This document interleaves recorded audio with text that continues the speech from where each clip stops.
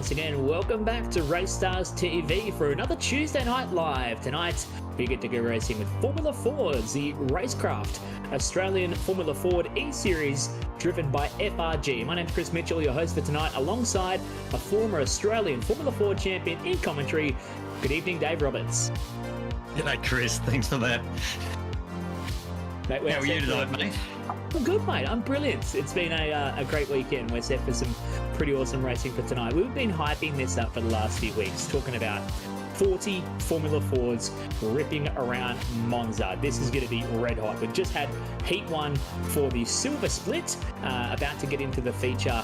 Looked like a pretty solid win there from Sebastian Vettel, despite the race being fairly well dominated by the safety car. Yeah, well, I was a little late, so I didn't see a lot of it, Chris. But from what I did see, there were a lot of cars going the wrong direction. Plenty of fences being attended to, and quite a few tow trucks in call. Who would have thought that a very, very flat chat racetrack with an underpowered yet slippery race car would prove to be such a challenge when we come racing here for the eSeries? Yeah, it's a cool track because having driven it in a Formula Ford in sim, it's actually really quite an exciting track. You'd think, oh, it's boring, it's big long straights, but the slipstream's fantastic, and the Formula Ford's really, really good under brakes, very positive under brakes, and it likes the curb, so it really suits the track, and it's a lot of fun to drive. It's probably one of the most fun tracks of the lot to drive in a Formula Ford, but you do need a tow to set a quick time. You definitely need a tow. That's a tow as in aerodynamic, not having to call on the tow truck like a few of our drivers had to do throughout the heat race, getting ready for the feature. We're in the throes of the warm-up right now, getting ready as Sebastian Vettel, who took the win in the heat race, will be starting on the pole for the feature. We'll bring you that starting grid very soon when we get into the feature race. But Dave, it's been red hot in this season so far for the RaceKraft Simulations Australian Formula Ford eSeries. This is round 3 in the championship, currently being led by Damon Woods, who we'll see in the gold split coming up a little bit later tonight. This is the third of the championships being run by FRG right now, and the only one which you can actually qualify week on week to come and race, or round on round, as we're not going weekly rounds. It's great to see. How many people have we had? We've had 98 people racing in this championship so far. We take 80 into each and every race night. Yeah, so with the other championships, with the Formula 4 and the S5000, the guys qualified pre-season, and the top 40 got a guaranteed drive for the season in the championship at every round. But with Formula Ford, it's so popular. What we've done is opened it up. We've put a gold and silver split, and it's what we call a drop-in, drop-out. So, you know, with a lot of these series, you know, they want you to commit to every week and being there every week. Well, you know, a lot of us don't have that time, and we don't have that luxury, nor do we really want that commitment. We just want to go racing sometimes. So that's what this caters for. If you feel like getting out there and having a fang in a Formula Ford against 80 of Australia's best racers, just come and do it. All you got to do is be fast enough to get into the top 80, and you're there. And then next week, if it's a track you don't like, don't come. You don't have to be there every week. There's no penalty. You can drop in, drop out. It's just each round there's a pre-qualifying. Everybody goes into that, and the fastest 80 qualifiers get to race the next night. We take the top 40 qualifiers into the gold split. The next 40 making up your full 80 car field will run in the silver. On every race night, you get yourself a qualifying, a heat race, and then a feature race as well. We kick off the broadcast kind of halfway through the silver split, as we're currently in the warm-up getting ready for the feature race. 30 minutes in duration coming up here. Now, being the Ray Racing Cars FF1600 don't have a dry brake fueling system, 30 minutes without a fuel stop, but I do have a feeling we're probably going to see 1 or 2 safety cars that might allow them to get to the finish without even thinking about fuel usage. Yeah, they will just do 30 minutes on a tank. So, but they're in a slipstream, you'll save a little bit as well. So, hopefully, it'll be fine, and I'm sure they'll get a safety car somewhere, Chris. I couldn't imagine it not happening. The other thing I meant to say about this series is a fixed setup, so nobody has to go testing and sort out a setup and what's fast and what's slow, and everybody's got the same setup. It's there before you. It's all supplied for you. Makes it simple. Nice and simple. Sometimes that's all we need to encourage lots of people to come racing. Here's a look at your starting grid for the feature race for the Silver Split. Sebastian Vandel, after taking the win from pole in the heat race a little bit earlier tonight, starts on position number 1 alongside David Gallo, the leading driver for the Kittens Racing. Good to see the Kittens Club out here again, and they've got a car on the front row. Your mate Ross Hansen starting from position number 3, and Jordan Knockolds out of position 4. With Daniel Byrne and Andrew Johnston, the Andreg entry, starting on the 3rd row of the grid. From Callan Arthur and our mate from Accelerate Sim Racing, Damien Cairns, rounding out the 4th row. From Kurt Bond and Stephen Cassidis, a regular in the FRG ranks, rounding out your top 10 starters. Yeah, so Kurt Bond's another mate of mine who we go racing together occasionally. So and Kurt and Ross are 2 good punters, so they'll have a go out there.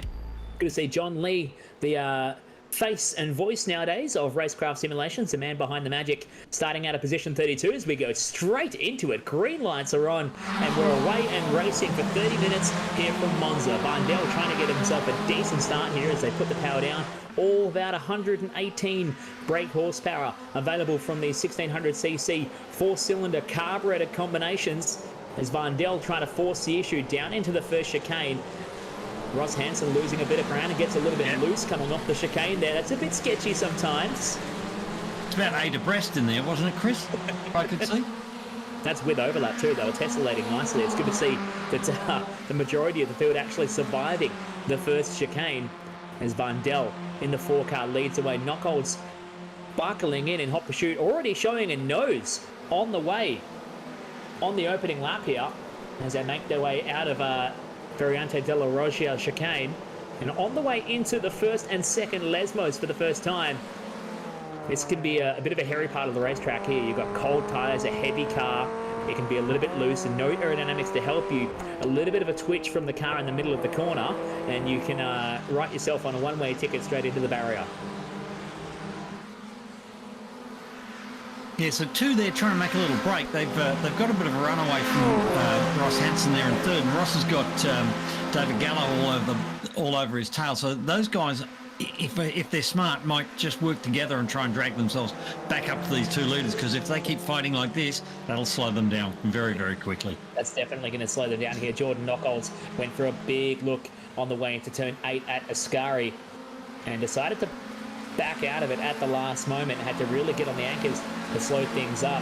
Gallo's moved up to P3 now and is leading that pack of cars, all searching for a tow, heading into Parabolica for the first time as Vandel covers the inside line on the way into Parabolica, but Knockolds trying to carry a bit more corner speed on the way into the corner around the outside is going to succeed to lead again and slot back in behind. Let's see how that tow, how powerful that tow really can be down the main straight towards that first chicane. He's already pulled out alongside. He's looking for the outside line to try and keep the speed up on the way into the chicane. Knockolds does show us first, so he just barely breaks in front by a few thousandths of a second, but Vandel has the advantage under brakes. Here's the over and under, and Vandel runs it straight off the road. Oh, that was a nice little bit of work there. That's class act. I want to see that again there from Jordan Knockolds. A brilliant pass, doing the over and under, the old switcheroo on the way into the first chicane. Let's check the action replay. Pushed him here. Really deep on the outside, and beautiful. Yep. Pushing him down, making him outbrake himself, and then just snapping it on the inside and straight past his nose. That was very, very, very nice way. Chopped across the front and disappeared off up the road. Very well calculated for such an early race move as well from Knockolds. He's rocking a bit of the Daniel Ricciardo helmet and pulling off a very Ricciardo-esque move into the chicane. Of course, Daniel Ricciardo started his single-seater racing career in a Formula Ford, and I'm going to throw it out there as a Van Diemen RF88 at Barbagallo Raceway in the late 2000s. Yeah, I can remember him on a grid list for Sandown, in Formula 4. I think he was 14th quickest. So he's certainly improved a bit since then. I know he made the top 3 on his Formula 4 debut at Wanneroo as we're watching a great scrap going on. Oh, up and over the sausage curve. There's 2 of them getting over him. And Damien Cairns gets lucky through the middle of it. He's actually going to pick up a spot here from Sam Woodland and drop Woodland down to P7. As a result, we get the onboard shot with Damien, who's just looking cool, calm and collected inside his rig. And that live shot gets better and better every week there from Damien Cairns. He's more and more suited to a Formula seating position now, and he's rocking a fair bit of sponsorship around it. As someone went straight off the track there. That's Greg Bradley. He just needs to get a Formula wheel instead of that great big V8 supercar thing he's wearing. Yeah, he's on with the Sim Magic gear. They do a fantastic Formula wheel. The FX Pro wheel is next level, so I'm sure he can get sorted with some of the boys as Damien looks for the inside move on Sam Woodland once again here, heading up into the chicane. We saw someone drop off the track at Parabolica. That was Greg Bradley, I think, as we watch on board with Daniel Orlemans. Thing is too, in these, if you have a go in one of these chicanes and you actually get balked and have to touch the brakes or whatever, everyone behind you's got to run, and you get to the next corner and find you've lost about 4 spots. So you got to make very, very calculated passes here. Otherwise, if it doesn't work, you just go straight backwards. Yeah, it's really about maintaining corner speed. It's really, really about just desperately trying to keep the corner speed up, because if you rob yourself any further while you're trying to battle, you can watch yourself get shuffled back really far. I mean, we are looking at there's 8 seconds covering the top 10 cars, but there is 6 or 7 of them all packed in within about 4 or 5 seconds. So it's really tight racing here as David Gallo leads the Kittens Club once again into 3rd right now. The leaders have already broken away by some margin from his teammate Daniel Byrne right behind, and Ross Hansen tucking on the back of this battle has turned into a 3-car fight heading into Ascari. Well, they need to not make it a fight, just make it a 3-car train. Because if it's a fight, they'll be back in the hands of the guys behind them. If they work it as a train, they might just catch the guys in front. Yeah, you have to really work together here, and that can be the trick on a track like this. We see it so often, very exclusively when we watch a lot of NASCAR, if you're a big fan of that kind of racing, with restrictor plate racing, is the speeds are so high, there's no opportunities to slow down, so you actually start making friends and doing deals all the way up and down pit road, and you're working with the people around you. You're trying to find a group to run with and helping you help them to move to the front, and then as soon as the last lap board comes out, all the gloves come off and it all devolves very quickly. Yeah, so that's what we're trying to get here. That little battle pack of 3. Oh, there's somebody around. Who's that? Tony Baker around. Just a lovely looking race car. It is a good looking race car. Looks better when it's going the right direction though. What happened here for Tony Baker? Down into Parabolica, just pinched the entry to the corner and lost the rear end. So, just got actually did touch the other car. He got the net code repair of the rear. Not where you want to be sitting. Oh my God, how close he came to getting absolutely pancaked by the last car that came through there. The classic 54 Michael Carew Pork Hunt Racing entry. Michael was caught up in a incident down at the chicane in the sprint race a little bit earlier, so he'll be reliving that statement as at the moment the namesake of his team. He's up 11 spots from his starting position as a result of that though, so he's making a good charge here into the silver feature race as we get a shot of the battle back up front here. Barndell from Knockolds having a decent battle here. They've already broken away 2.8 seconds.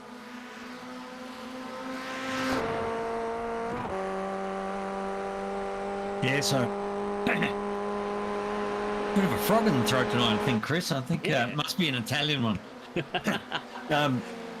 Yeah, so they're it's pretty tame out there at the moment. I thought they would have been a bit more chaotic, but I think they've broken into these little battle groups, and then it's a case of they're sort of just working together to try and hold their position. So it's pretty tame. I thought it would have been a lot more chaos than this, Chris. Well, you want to go knock on some wood there, Dave. We do have the gold races coming up a little bit later on, and we know some of the battles can be a lot tighter when we get into the gold split. As Ross Hansen sitting back there in P5 right now. Ross, after starting 3rd on the grid from the sprint, it looks like the Kittens Club have got one up on him at the moment as the battle's still going for the race lead between Knockholds and Varndell. And Ross is looking for somewhere to park the 24 car right now. Further back, check this out though. They're pushing it further and further over to the inside of the main straight. Varndell elects to go the hard way around, and Knockholds is going to still keep his nose in front. They go side by side through the chicane. Brilliant racing and great job from both of these two, giving each other plenty of room there. That's fantastic to see. They're still going to go side by side around Curva Grande. How good is this in Formula Ford racing? Yeah, it's nice to see them giving each other room and just, you know, being respectful on the track. It's a pleasure to see that happening, and it makes it all the much more fun for everyone. Absolutely, and they know the risks involved as well. Although there's no personal risk as such, the risk of ruining all your hard work for the evening, it can all come undone very quickly here as Varndell gets his nose in front. Jordan Knockholds has a bit of an advantage. They've got 3 seconds back to the cars behind now. Gets to settle back in and probably utilise a bit of that toe to help pull him around the racetrack for the moment. He can, whoever's in second, although probably not feeling like they're achieving much sitting back there, can rest on the fact that they're getting pulled along the racetrack. Look how quickly he's closing in on the toe. Looks to the outside, already heading into a scurry. They're not even there yet. It depends. If you get to the right... Oh, that's a bit harsh through there. If you get to the right distance, it's just like setting up behind a vacuum cleaner, and suddenly you just go straight onto the back of them. But it's when you get within that sort of, I reckon, about 4 or 5 car lengths. So you can see there, he's zoomed up to them. It gets coming, and then the last bit sort of accelerates. And you've got to get that acceleration and then pop out and retain the acceleration. But a lot of times when you pop out, it's almost like you hit a brick wall. You hit that air and you've got to stay in close and try to get a bit of side draft at the same time. Absolutely, and there's almost a non-existent side draft from these things. They're so slippery and shaped like a canoe. There's no wings and aerofoils. There's no big tin panel bodywork you can work a little bit of the side draft off of, as Varndell gets his nose in front, and Jordan's going to tuck back in behind. Almost has the opportunity to lose the lead, fall back in behind, get the toe again, and go back for a challenge to the front. He looks to the inside into the chicane once again. This time he outbrakes Sebastian and gets to the race lead. We've got more battles going on further behind here. This is Sam Woodland under pressure from Andrew Johnson and Damien Cairns. Ross Hansen made a mistake there. He's dropped back to 9th now. Yeah. The trick here on the main straight, if you've got somebody behind you and you're thinking they're going to tow past you, is you actually have a little lift so that they go past you quicker, so then you can get back in their tow and you can tow past them again before first corner. But you can only do that if you lift and let them past early, because otherwise you end up about side by side. So it's a little trick, but I know a couple of the guys are doing that, lifting as they come onto the straight, so the guy goes past them early and then they drop in the tow past them again before turn 1. We are on board with Brant Johnson here. Look at how busy that sim rig setup is. He's got Discord open on the right hand side. He's got that's Race Labs operating on his left-hand side. He's got every overlay you could possibly imagine. In fact, I think he's actually even got the, it's either radars or it's tyre monitors from Race Labs overlays on offer too. Plus, he's got a whole bunch going on for his OBS overlay in the top screen as well. That is a sim rig that I know many people all around Australia would absolutely die for, myself included, since I sold mine, and I'm kind of missing it nowadays. See, for me, that's too much information. I don't want to know all that. I just like the track in front of me. I'm going to drive. Somebody else can tell me what I need to know when I need to know it. That's what crew check's for, right? Yeah, exactly. Well, actually, watching Ross Hansen before. Well, Ross and I did the Spa 24 hours on iRacing on the weekend together, and Ross is awesome in the garage, sort of telling me, "Whoa!" as I speak. There he is in an accident. Ross, what have you done? Awesome at getting into that accident there. He looked like it was almost unavoidable. Hopefully hasn't got too much damage on the car. Yep. But so he was talking about it. He would be telling me what's going on, where the fuel's at, what times I need to do. I don't need all that stuff when you've got... Oh, see, that's just unfortunate. There's nothing you could do about that. That's just bad luck, isn't it, for Ross Hansen? Yep. He was trying to do what he needed to do. Let's watch it again from another angle here. We're going to watch it from on board with Stephen Casitas. Here he gets the back end loose going into Parabolica. Yeah, he just picked up that inside curve, and not too much that can do about it. He didn't intend to do that, and it just happens.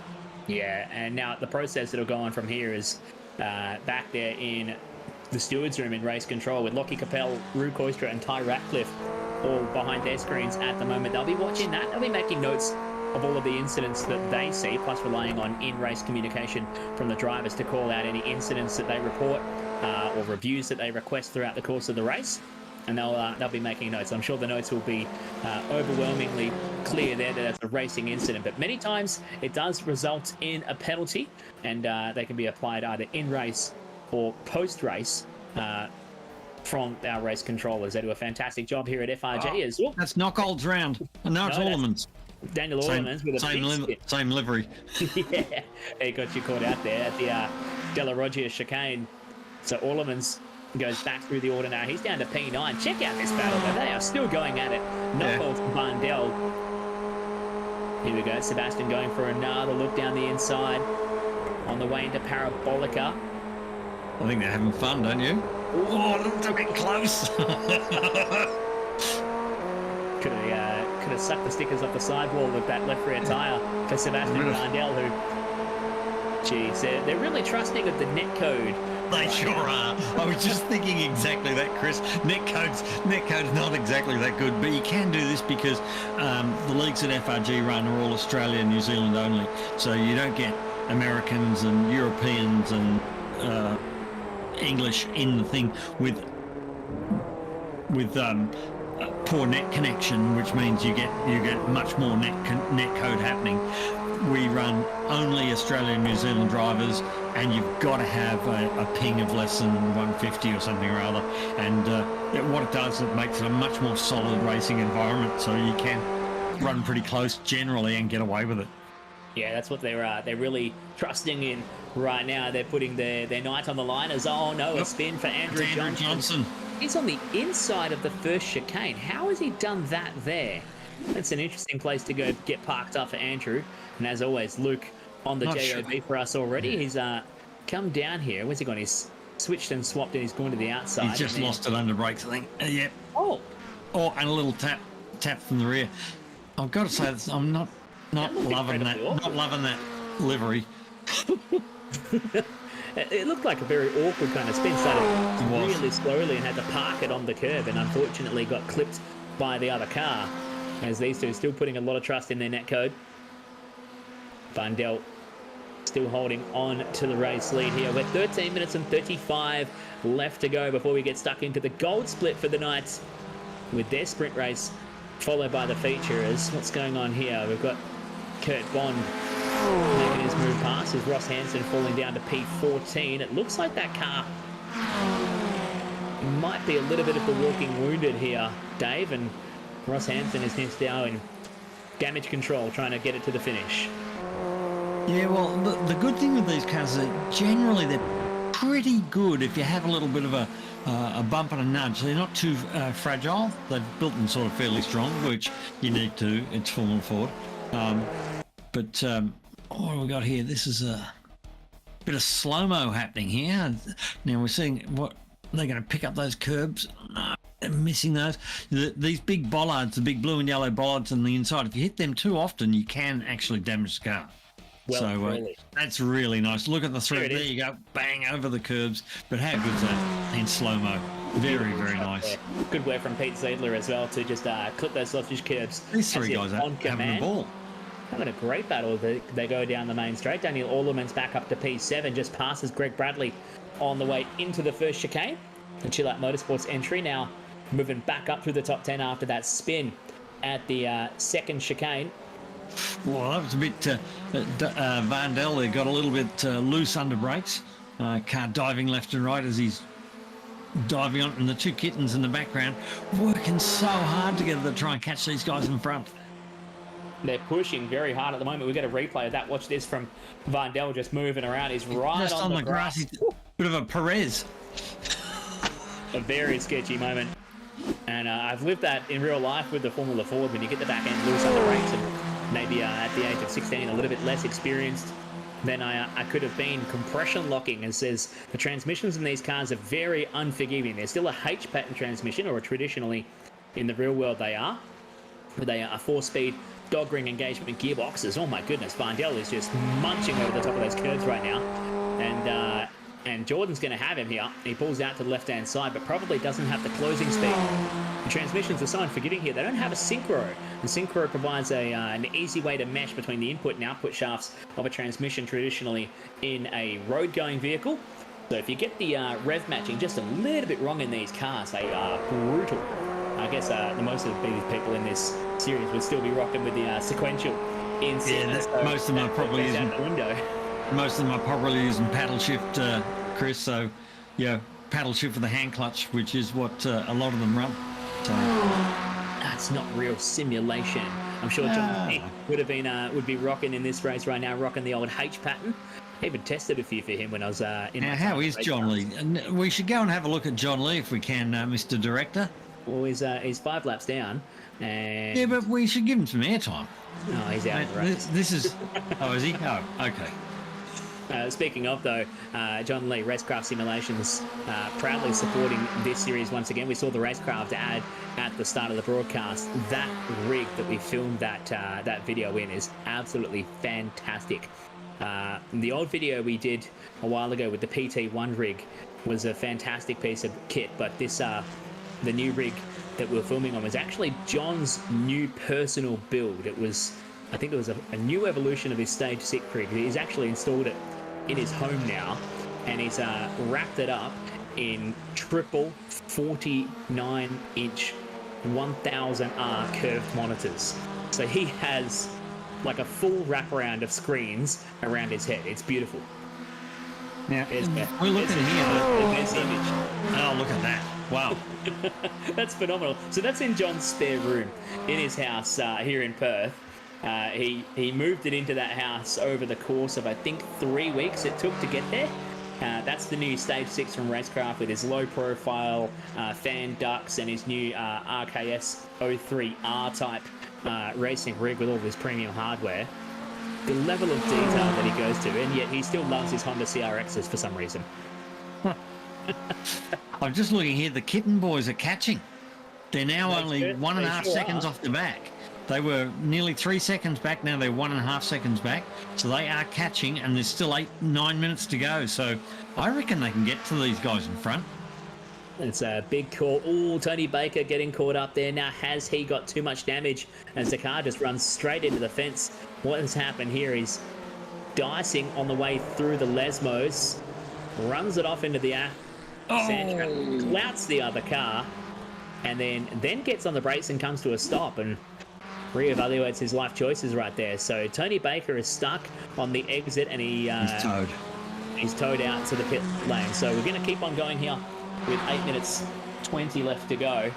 Sorry, I just had to skip a beat. My lovely fiance just snuck into the room and crept up on me with headphones on. And I think I need new trousers. Jesus. Oh, my goodness. Checking the racing here. Michael Carew rocking the Pork Hunt Racing. Still having a good battle here inside the top 10. Well, I've got to say, the lap of the race. The kittens are killing the pigs. The kittens are killing the pigs. I got there in the end. A 2:05.86 from Michael Carew. That is the fastest lap of the race, and I think he's probably had a quintuple tow to get there as well. He's buried right in the pack right now. He's following along not too far behind quite a few of them here. He's right behind Greg Bradley and Daniel Orlemans as well. Got himself the mega tow for these cars because he's hot lapped about a second quicker than your race leaders. Yeah. There's a few people spearing off in the back in the field a little bit there. Now the kittens have got a lap car between them, and they're getting held up here. This is not what they want. They want to get a nice clean run. So come on, use the tow.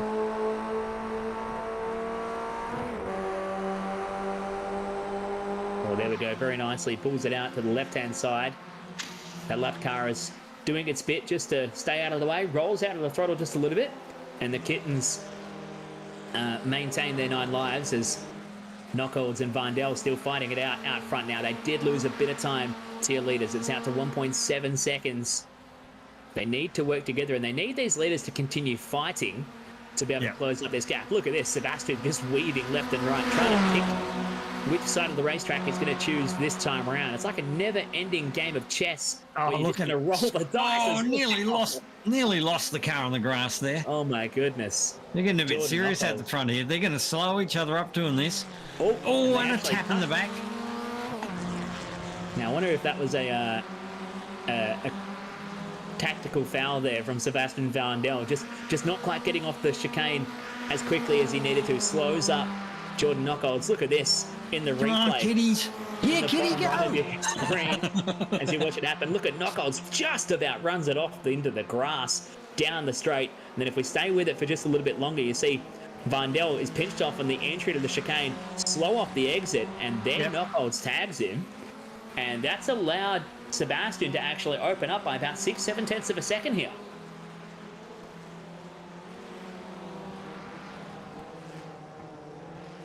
Watching this with Andrew Johnston. He did say you're not quite a fan of that livery.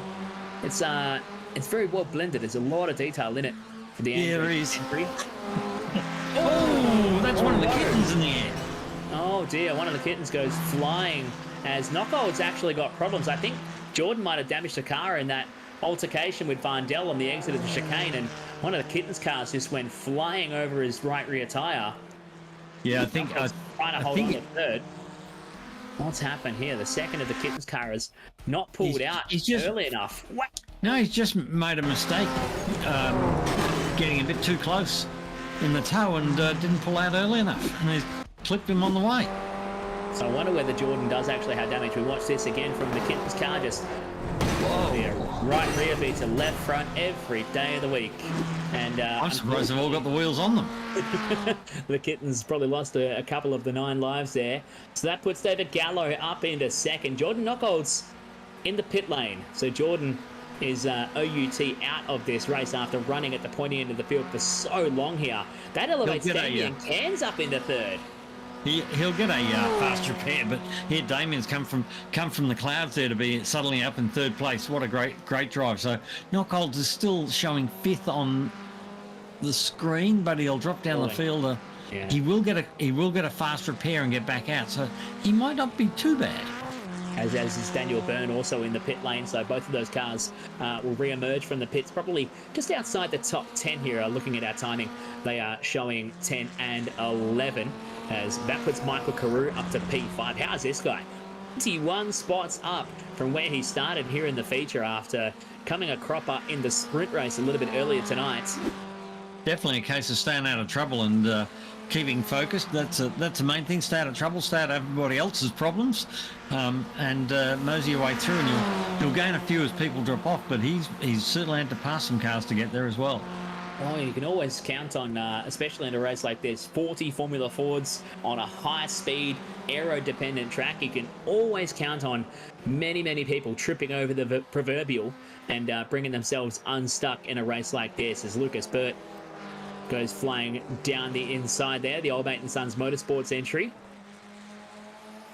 We're talking about positions down 25 and 26 at the moment, with Brendan Nealon down there in 26. These guys, they're not worried whether they're 26th or when they're 18th. So long as they're racing somebody and having a ball, they're happy. Most of these guys are just loving this. That's right. That's what it's all about most of the time with the Formula Racing group. It's all about fun. We get a lot of people who come in and take it very seriously, and that's fun for them too. And that's why we have such a great set of races here and a great community building up with FRG Formula Racing Group.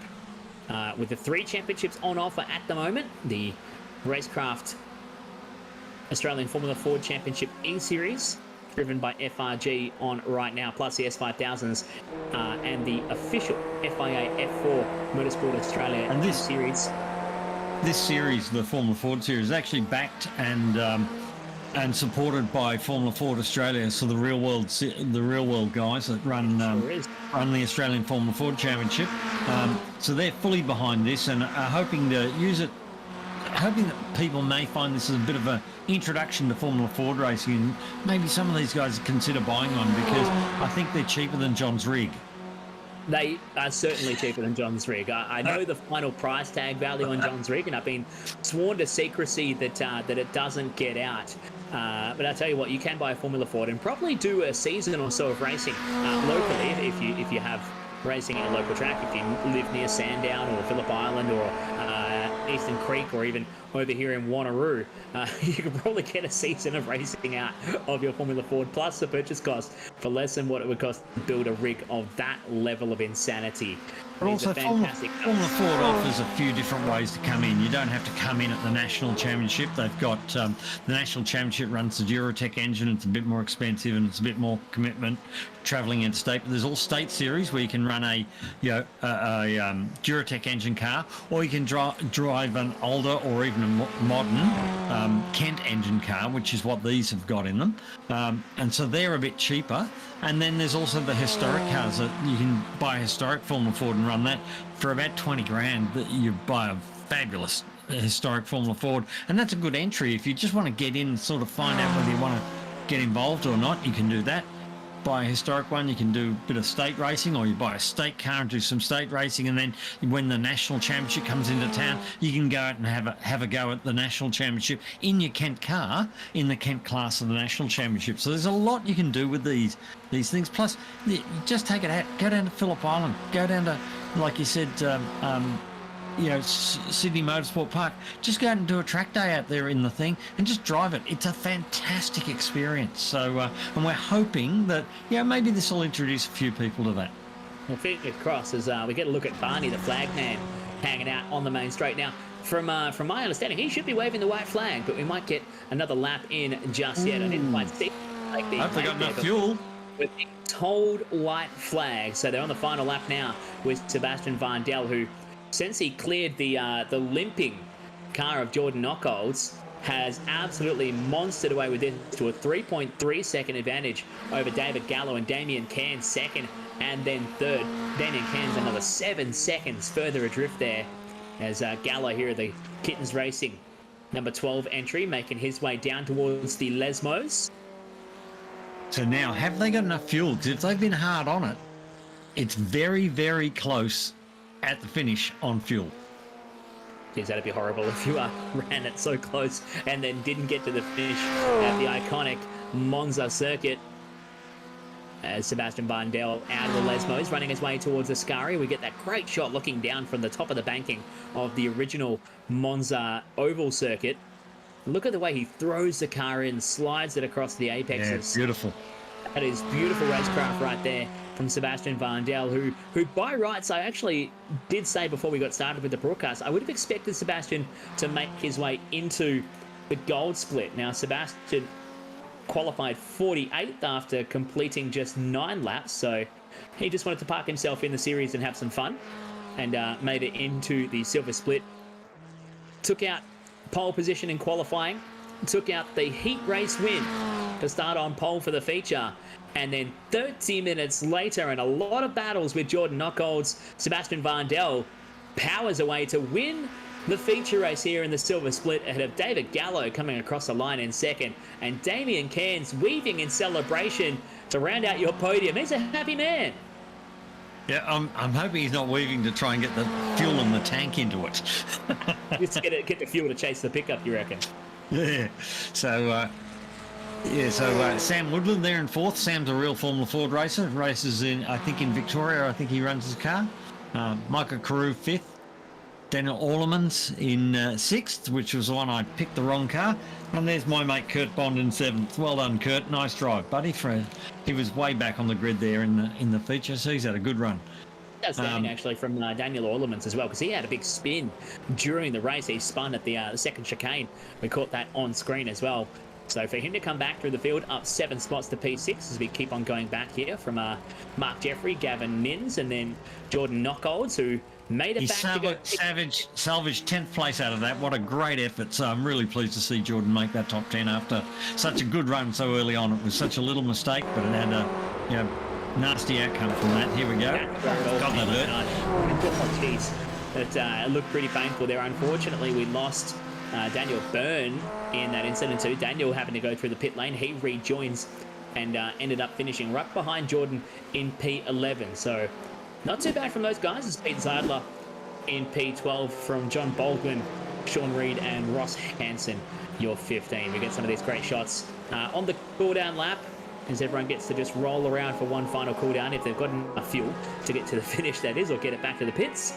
Sebastian Vandel notably actually took out the fastest lap of the race on that final lap as well, a 2:05.532 with no toe. So that's the pace advantage that Sebastian had.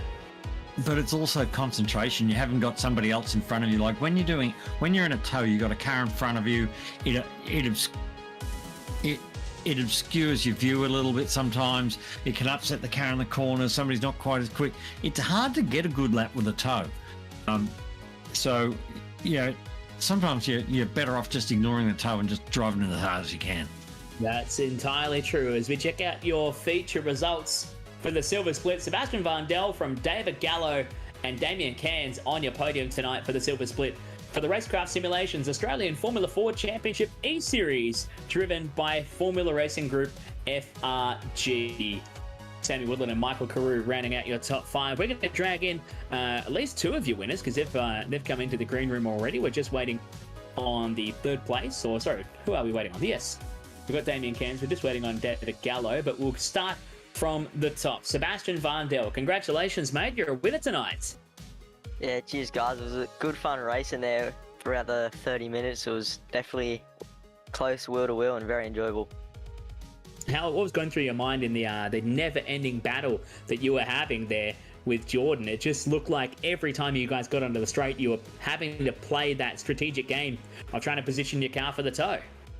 Yeah, I knew I had a little bit more pace than him, so I wanted to try stay in front, and then hopefully he would work with me to try get a gap on the pack, and then towards the end of the race maybe have a battle, because the draft's that strong.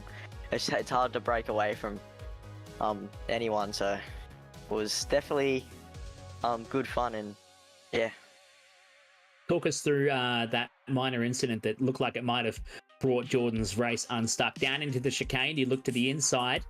You got the move done on the way into the chicane, but you didn't quite get the drive off the exit of the left-hand portion, and Jordan ran into your rear gearbox.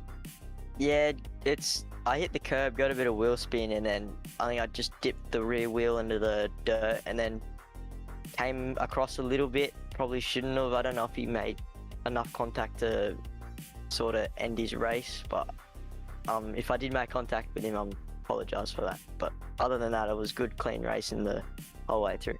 Well, congratulations, mate. That's upstanding as well to come straight out and be right on the ball for an apology. We're getting some fantastic shots of it on here. Thanks to Luke in the producer's room bringing us all the video footage from the race. Congratulations. We'll come back around for the thank you, so don't go anywhere. And Dave, as is tradition at the moment, I'll give you David Gallo. Thanks, guys. David Gallo, great run, 2nd place. Kittens are up the front again. Yeah, pretty sort of happy with it. Bit of a shame Daniel couldn't be up here with me, but we did sort of well. I'm pretty happy with the finish. Yeah, it was a pretty big moment there for Daniel on the straight there with Jordan Knockhold's unfortunate. I'm not quite sure what happened there, but it looked like Jordan was carrying some damage. So, but it was a pity because you guys obviously working together in the tow to try and catch those front guys, and we could see you drawing them in. Yeah, 100%. We had a bit of a gentleman's agreement at that point, battling it out sort of till the end. So we thought we'd try and pick it back from that sort of 4 or 5 seconds ahead they were to sort of 2, and obviously Jordan had his incident and sort of put me ahead, and unfortunately Daniel couldn't get clear. Yeah, and once you'd lost your tow partner, it was a bit hard to draw Sebastian back in then. Yeah, 100%. Yeah. Once you had that gap of 2 odd seconds, then I had a little bit of an incident on the second last lap, I think it was. I just couldn't. Yeah, no danger of picking it back. So you what do you think of Monza in a Formula Ford? Yeah, challenging. Yeah, it's very much relying on the draft, I think, to make moves and passes. It's a long lap, that's for sure. Yeah, cool. Well done tonight. Hang around. We'll come back for some thank yous. And Chris, I'll let you finish the night off. Or finish the race off, sorry. Yeah, we've still got all the gold split. Yeah, forgot that. We'll get on to 3rd place tonight. What a drive as well. Up quite a fair way. 5 spots from your starting position. Damien Cairns, congratulations on 3rd tonight. Yeah, thanks, gentlemen. That was Yeah, very well. Very happy with that. You look like you're really becoming quite the open wheel aficionado yet. Have we done away with all the sedan style racing? No, not we still got to get quite yourself yet. a Formula Wheel, mate. Yeah, I was going to have it on, but these things are a little bit easier to drive, I find, with a bigger wheel. But yeah, no, definitely loving the open wheelers. Have you got the gear change on the right side now? No, I've still got it on the Aussie side. That's no fun. I don't think that's going to change anytime soon. I don't know if I'll quite go that far. Old habits die hard, mate. Congratulations. A solid race. How is it from your side of the wheel? Yeah, I was just I figured if I could hang in with the top guys and try and find someone to sort of catch them, but yeah, just couldn't quite get someone to stay with me that we could go. But I tell you what, it's good fun when you're battling around, swapping positions, like you pass them and in the draft they're past you, and then yeah, it's really good racing. I really enjoyed it. Congratulations once again, mate. We'll go back the other way now. We'll start with you for the thank yous for the night. All right, yeah, no worries. Just like to thank the guys in the team that I'm in. We've started up a new team, Accelerate Sim Racing. So to the boys in there, we got Abby Timber on board. Primer Wheels have just come on board. Box and Lock, Modern Deck, and Blacktown Mazda, and just the boys in the team and all you guys behind the scene. Love it. Love to come racing, and yeah, I'll be back again. Fantastic stuff, mate. Great work. We'll go to second place then, David Gallo. Who do you have to thank tonight? Yeah, guys, I'd just like to thank Kittens Racing, Driver 808, AML Technology, and obviously you guys as the league for putting on such a good racing. So thank you. Fantastic, mate. Well done. We'll see you very soon. And then on to your winner for tonight in the silver split, Sebastian Vardell. Who do you have to thank? Just like to thank all the boys from Pursuit Sim Racing and the team sponsors, Sideways Photography, V&M Simulations, Manon Racing Products, and SS Images, and obviously everyone who's involved in putting this league on, and you boys in the broadcast booth for putting an awesome broadcast on. Thank you very much, mate. Congratulations. We'll see you in a few weeks' time for round 4. We go to Sandown for an Aussie double header. Yes, and 2 weeks in a row, we've got Phillip Island and Sandown. Chris? Oh, good. Looking forward to that. It's going to be fantastic. And we'll jump now out of the silver split and getting ready for gold. We're back onto the flyover. We're going to turn things around, Dave. We're getting ready now for what is to be considered the business end of the night. These are the fastest 40 drivers that got through their pre-qualifying efforts, and we are red hot to trot very soon. They're just going through the beginnings of their qualifying at the moment, while Luke is currently in the process of trying to bump us into that session. We'll be back in just a moment here with the gold races from tonight's round number 3 of the RaceKraft Simulations Australian Formula 4 Championship eSeries, driven by FRG.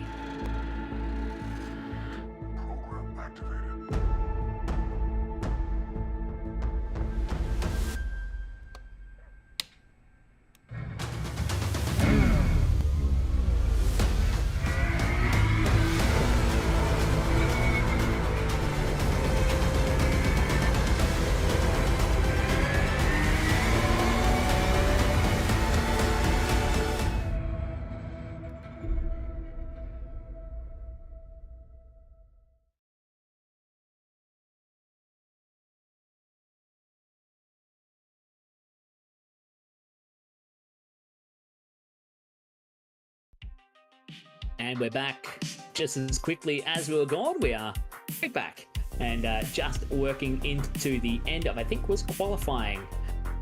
That was, or we're just into qualifying now. Qualifying's just about to start, Chris. There we go. We've got the whole qualifying session to get through yet. And I think the aggression level's going to go up about 300% in this one.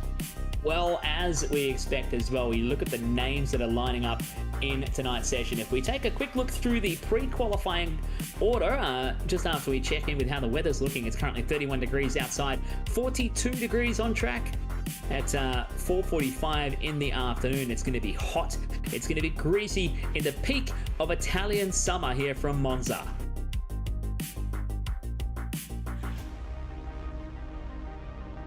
as we get a quick look at how they ran during practice. Damon Woods showing with a fair bit of pace already.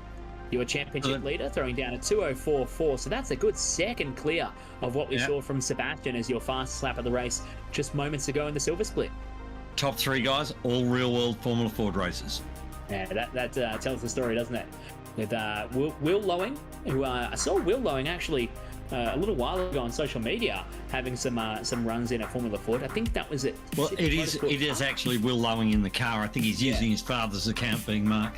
Yeah, I think we established that at the last round for the Australian Formula Ford Championship. Mitch Martin there in third in practice. Oh, geez, Guy Leach. There's Guy Leach. I've been racing Guy Leach on and off in iRacing for over 10 years. So Guy's an old hand and a great racer. A really good guy to go racing with, actually. He is a fantastic racer. I've had a couple of runs with him in a Porsche Cup Series as well, having a good battle. Who was that with? That was with the NTE Series. It was a fantastic time to go racing with Guy. We really got the elbows out, but it was clean and respectful, but some fantastic racing. As don't mind the liveries that are coming up on the cars right now. We are waiting for Trading Paints to do its thing and load in many of the car liveries that are yet to show up. Yeah, I don't think these have got their liveries on yet. They're just sort of... Luke's going to go hit Control R right now. And come in very quickly. Damon's car hasn't got its livery on because he's not doesn't drive a black car. He's always got an exact replica of his real world race car. So exactly the same paint job. It's beautiful. How good is it that the guys have actually gone the extra mile to get their proper liveries out? Yep. For this series, as well as we were checking in just a moment ago with the pre-qualifying results. Kobe Williams actually threw down the quickest time in pre-qualifying. It was a 2:04.4. Now that was on a slightly cooler air temp but slightly warmer track. At what time of day was it? Does it tell us here? No, it doesn't. But it was a pretty warm track with a quicker lap time from pre-qualifying. Of course, probably running around with very little fuel load on the car. That was the time to beat. Damon Woods was second in pre-qualifying with a 2:04.6 from Joshua Fitt, Caleb Hydes, Andrew Gilliam, we've seen being very, very quick in this series. Ewan Baker making an appearance in the Formula Fords as well, from John Merritt, Seth Brown, Cody Deeth, and Ben Roberts, all showing up in the top 10. Looks there like Damon Woods and Kobe Williams are actually working together. So they're trying to tow each other around for qualifying. So what they'll do is each give each other a go. So, but that's what they're up to. So they're all looking for a tow partner, for someone who's prepared to give a tow, to receive one. So that's what they're all looking for out there. And a couple of the team guys are working together, obviously, to do that. Well, if you've got that at your disposal, you would absolutely use it. I'll scratch my back, I'll scratch your back, you scratch mine, and help each other out to try and go that little bit quicker during qualifying. Chris Ireland at the moment in the simrigs.com DPR entry, just coming through, waiting on his livery to load. One of the last ones to bump in here as we almost hit 100% of all 40 liveries trying to load in at the same time in this qualifying session. And Chris currently running, where is he sitting right now? He hasn't set a flying lap, so he's on his second lap of the track, just about to lock himself somewhere into the field here as we get his livery bumped in. They have a whole bunch of opportunities to try and set a qualifying time. They only have a 15-minute session at a track so large like this. That only gives you about the opportunity, if you could run the whole session, 4 or 5 flying laps. Yeah, I'm not quite sure what it is. I've got a feeling it's 4 flying laps. It's a 15-minute session, so you can do them early, you can do them late. If you're smart, I would sort of sit around and wait a little bit for the track to clear, and then try and go with my partner late, where you got a bit more clear road. But they all charge out there. They're all keen to have a go, so we'll see. I think the point there is that everyone's so keen to get to go that if you go late, you might not have a dancing partner to try and get a tow, and that can bring you undone as the first time start filtering through. Ewan Baker going to the top of the pops. He's on a 2:05.3. Damon Woods a 2:05.37. There's only 0.02 of a second between those two. 19 thousandths even, with John Merritt back there in third. Will Lowing P4. Matthew Hansford Taylor going into P5 as we follow with Cody Deeth making his way out of the Lesmo. Someone dropping So a wheel he's off. bent the nose of that car. He's bent the nose of that car already in qualifying. So He has. that's probably not a good thing to do. No, and certainly not. It can, especially on such an aero-dependent racetrack, and really hurt your chances here. We'll see what Cody really does have in the back pocket as they make the run down towards turns 8, 9, and 10, the Ascari complex. As they climb out of the rise from underneath the bridge where the old Monza oval circuit sits. And big bite of curb there for Cody. We're being told he is on a fair old flyer, but that nose damage might hurt him just a little bit. He's trying to get himself a tow from his teammate just a little bit further up the road as they dispatch of another car on the way down towards Parabolica. Ewan Baker still the benchmark to meet right now with 8.5 minutes left in this qualifying session. We're going to see what Cody's got. This second lap should be quite a flyer because the fuel's coming down, so you can see some purples going there. Will Lowing, Cody Deeth both got purples on. So Cody Williams has gone to the top. Now Ben Roberts has gone to the top. How quickly it changes. Ben Roberts to a 2:04.9. That time by puts him right at the top of the pack as we follow with him, and he's buried in a pack of cars right now. He's not really going to have an opportunity to go quicker if he stays where he is with that group of cars as Williams goes second. Cody Deeth did a flyer and went to the pits. He pulled to the inside of the main straight and towed directly to the pits, and he's now come back out on track. And Damon Woods is back down there in 7th, which is pretty foreign to him. Yeah, pretty fair way down the order as we just got on board with Alex Court just as he spins the car at the second chicane. He didn't look happy. He certainly didn't. That was a look of a disappointed driver right there on the post of Alex Court. We were going for a replay. We lost that. Throw that one in the bin. Ooh, we'll go back to very wide there.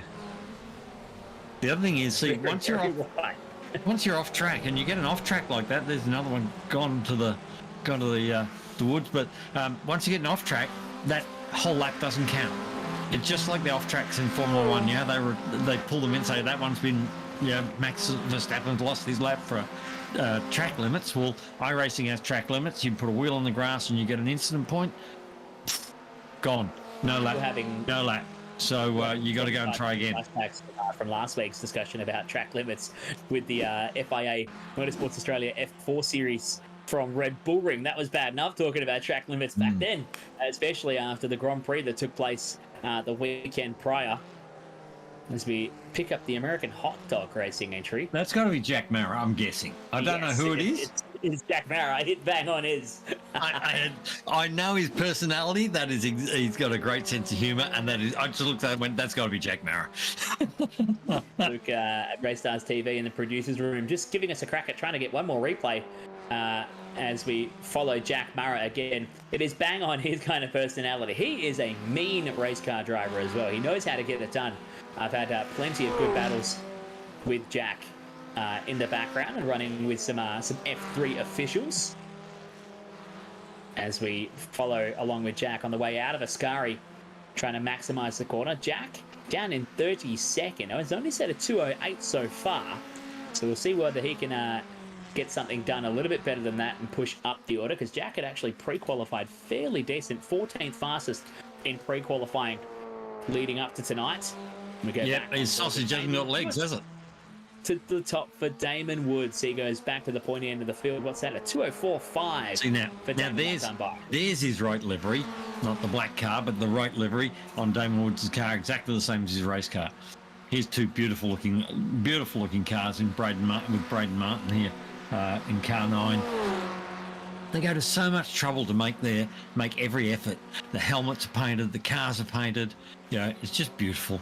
It's really, really good to look at, and lots of fun. A lot of pride in these guys in the way they present their cars, with proper sponsors. A lot of them have got proper sponsors involved and some money that helps them with some costs on their rigs and that sort of thing.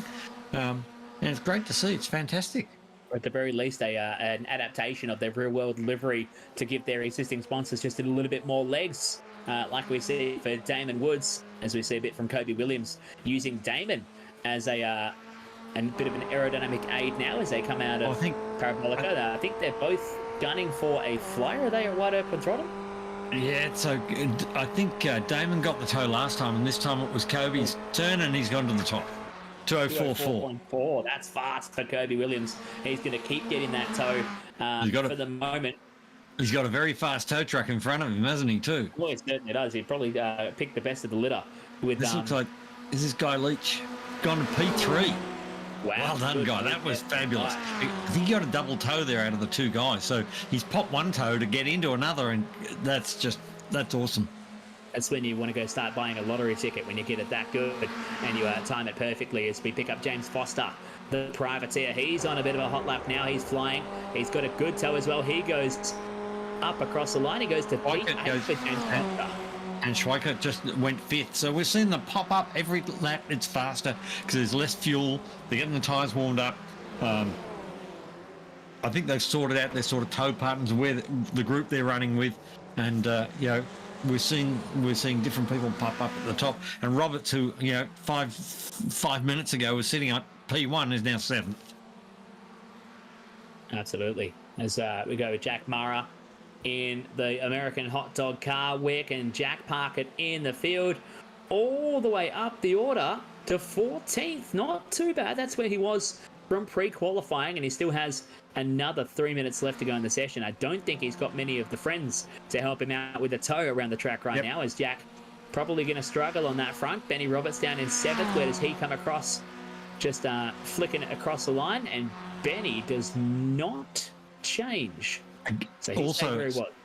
Someone else who's sort of missing somebody in front to tow on. So he's trying to pick up that run on the car in front there. There's Will Lowing very, very sideways. Now that's not going to make a quick lap. Now, would that have been an off track for leaving the road on the exit of Ascari? Let's see how he did it. He tagged the curb there. That pushed him wide. Tagged the curb again. Up in the air on two wheels. Sideways and steering straight at the barrier, going, please don't, please don't, please don't, please don't. And that is certainly going to be an off track. A good save. That's a very nice save.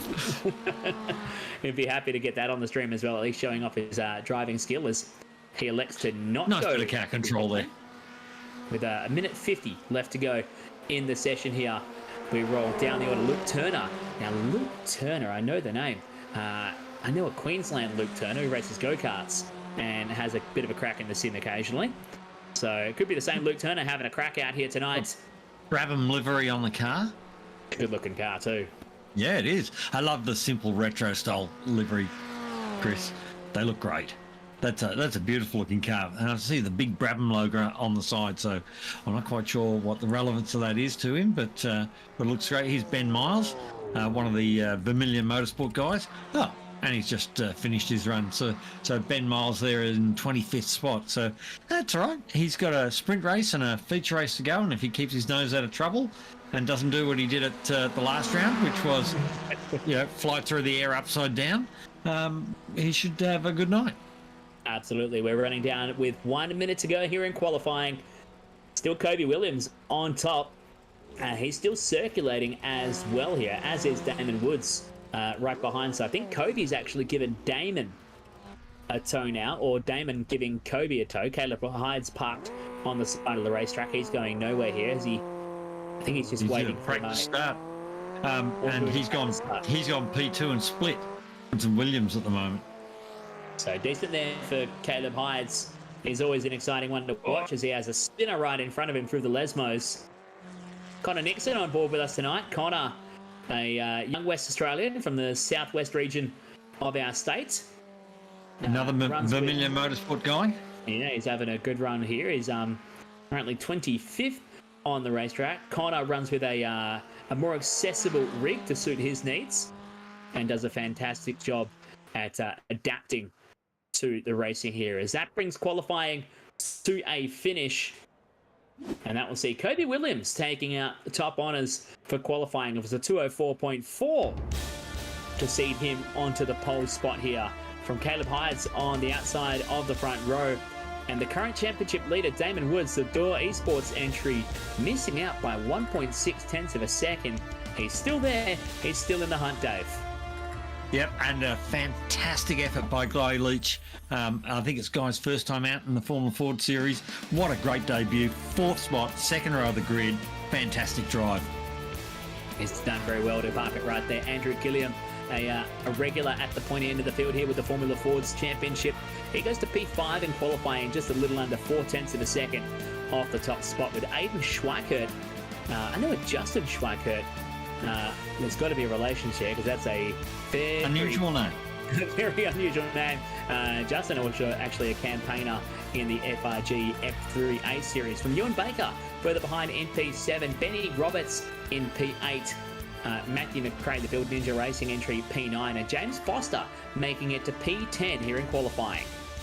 And Formula Ford racer Mitch Martin there in 11th, beside Chris Island. I'm just looking at that 4th row of the grid between Ewan Baker and Ben Roberts. That's going to be a hot row. It's going to be red hot to what here.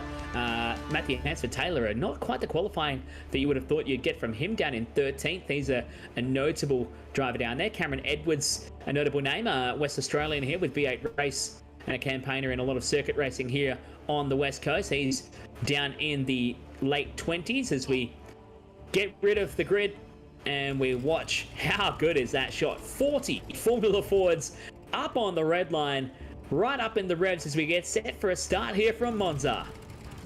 This first corner is going to be yeah. Hey, This is just a sprint race. 15 minutes the duration, the journey here in Monza around this incredible racing circuit. Kobe Williams on the pole. We go green and get underway. It's a good start from Kobe as 40 different puffs of smoke come from the rear tyres inside the iRacing simulation program. All those cars go flying by the camera position. And Kobe Williams getting away with a very good start. Damon Woods is going to try and tuck in behind him, but Hides is going to split the two of them down into the first chicane for the first time. Oh, there we go. And it's all unfolded. And more down the inside. Looks like a couple of Vermilion boys down the inside on the grass. But the leaders have got away to a good start, and there's the first three have made a little break already. Look at that break back to 4th place. Guy Leach losing a little bit of ground at the start here. Damon, look at Damon Woods. He's trying to go around the outside out of Curva Grande. We've got a blink from Caleb Hides. He's disappeared off the face of the earth. And He's where's disappeared Caleb? completely. He's gone off without timing as well. He should reappear somewhere unless he's been totally disconnected from the running, because Andrew Gilliam is driving back up into the hole that was vacated by Caleb. And Gilliam getting the elbows out through the Lesmos. He's looking to the inside. He tucks back in behind Kobe Williams into the second Lesmo. We lost the car. It vanished completely into thin air from Caleb Hides. Yeah, he's just disappeared altogether. So I think from memory, I did see last night in qualifying he was having a bit of blinking and high ping, if I remember right. I think it was him. So it looks like it's, Liam Hyde's connection dropped due to upload packet loss. So, and Caleb's done the same thing. So we've got a couple of them have dropped out with this just lost connection, which is unfortunate. But I always think, it's a bit like the real world. You blew an engine, it happened. You blew your internet system and your OUT out for this one. Look at this. This is NASCAR restrictor plate racing here in Formula Fords at Monza. We've got a pack of 1, 2, 3, 4, 5, 6, 7 cars all racing for it here. Andrew Gilliam has somehow found his way to the point. We're 4 wide. Can we make it 5? Oh, just need one of the or Roberts to get in there. Look at this. Good thing the front straight at Monza is wide enough for this kind of action. But the grass is right there. They're going to have to bunch it up. Right over on the left is Guy Leach, and I think Guy's got the lead. No, unbelievable. No, Damon's later on the brakes. Ewan Baker across the sausage curves. Now he'll get a slowdown for that. Car, and he'll get a same slowdown. There you see him just rolling out of the gas and letting the field go by. Guy Leach finding good time. He's jumped up to second. We've got two that are, I don't know, need to get a room or something, right? Coming out of the chicane, all on top of each other. So seem to have sorted itself out. But we've still got 7, 8 cars in this lead pack. This is incredible here. Kobe Williams is getting absolutely robbed by the field here as he drops a wheel off coming out of the second chicane. Another car right with him at the moment is either Schweikert or Ireland. getting on the inside into the Lesmos, but Damon Woods, he doesn't want any part of this. He is bolting out front. He's trying to get away here, but Guy Leach left behind back there in second. Look at this from Gilliam, tucked right onto the rear gearboxes. Look at the slide that Guy Leach Guy's got a little bit sideways coming out, dropped a wheel on the dirt, and he's just lost a little bit of momentum, and that's, that's just enough gap, but he hasn't got away. The boys are back on his tail. He'll be leaving pinch marks in the bottom of his sim seat after that one. He's back down to third. Gilliam right in front of him in second. And Kobe Williams has gone down to P4. A couple of notable losses from early in this race. Matthew Hansford-Taylor must have got caught in something on the opening lap because he's fallen all the way down to the back of the bus here. The two Hides boys are out. I think Jack Mara is practically out as well. He's down in 37th. The same with Connor Nixon. I think Jack also had a connection issue. That's from what I can see. He's actually showing up blue as well with Caleb and Liam Hides from this race. So Jack, unfortunately, not having a crack at it here in the sprint race. Watching the 97 of Matthew Hansford-Taylor, a regular contender in the Australian Car Championship. Oh my goodness! That was who it was in turn 1. So he's had a little touch of the wheels, then locked up, and unfortunately run wide and clobbered someone. So he's been on the receiving end of a 20-second penalty from race control for causing the incident on the first lap. So who was it that he actually got caught up with? I think it might have been Matthew McRae getting caught up down there at the first chicane. Look at this though, Guy Leach. He's now got the bit between his teeth and he's staring down the rear gearbox of Andrew Gilliam, who's doing the same to Damon Woods as they make the run towards the second chicane. Turns 4 and 5 here in Monza. I'm loving seeing this from Guy. It's it's fantastic to see. Some of the guys have been around for a long time, just been able to mix it with all these young kids. And Kobe Williams has found his way back up towards the pointy end now. That's a pretty car number 7, which is Schweikert, I think it is. That's a very, very pretty car. It's going to look a little bit less pretty now as he's off the road. And he's managed to hold on to it, but he's going to get mugged by the whole field. It's a backyard brawl here at Monza. Look at him, all going flying past, and he's going to lose a couple more on the way down towards Ascari. Let's see that again here. Through the Lesmo, side by side with Benny Roberts. A little touch of the tyres, and Aiden goes exit stage left. It looks like an Uber convention. Crazy. Unbelievable. We've got more trouble down at... I don't know which corner we're on, but wheel inside wheel. We've got more issues down at the next chicane there, and cars spearing everywhere. But let's take a breath for a minute, Chris. Need to, because we've got 8 and a bit minutes left to go. Look at them chasing the toad in the back of the shot. And Damon Woods has not got away. It's still only 3/10 his lead, and 5/10 back to Williams. So. Kobe Williams is now back to third, so Guy Leach is now in fourth. So looks like a pack of 4, and then 3.7 seconds back to Chris Island. So that's about 3 seconds back. So it's the battle pack of 4. A big battle pack going on as I saw something happening from deeper in the field. We looked back from Parabolica a moment ago. We've lost Ben Roberts. Lost Betty Roberts down to this, as that was a big moment there between Damon Woods and Andrew Gilliam. We've lost Benny Roberts, we've lost Cameron Edwards, we've lost Cody Deeth as well. They've all found some sort of trouble. I think that might have been the cars you were talking about coming proper down at the Ascari chicane. Ascari, so that's the name I couldn't think of. What a great driver he was. Out of the race here. Let's see whether we have a replay. We've got a replay. So 53 is Willing, is Lowing. And Benny Roberts has gone round Ewan Baker on the inside, trying to go 2 abreast to a place that doesn't work. And then a clobber there as well. Cody Deeth. And looks like Ben's driving a crab. I bet he's calling it a bit worse than a crap right now as well. He's gone back to the pit lane and had to get some repairs. So we'll hopefully. But it's only a sprint race. They've got plenty of time to come back through the field. That's right. Absolutely. They've got the entirety of the 30-minute feature to try and charge their way back up through the field. Here is a big bite of curb there from Damon Woods in the race lead. Gilliam and Williams. Will Lowing up 10 spots, we're being told, is actually up 16 spots now, up to P6. Excellent. One of the real fantastic things that Damon Woods has been able to do in all his races is stay out of trouble. He seems to have this innate ability to be able to run fast, run wheel to wheel, but stay out of trouble. And now I've said that, I've probably caused him trouble. That's Schweikert round right where you don't want to be. And he's being collected by the what was that? Caleb Bellac. Oh, geez. Yeah, I think that needs a bit of wheel alignment, buddy.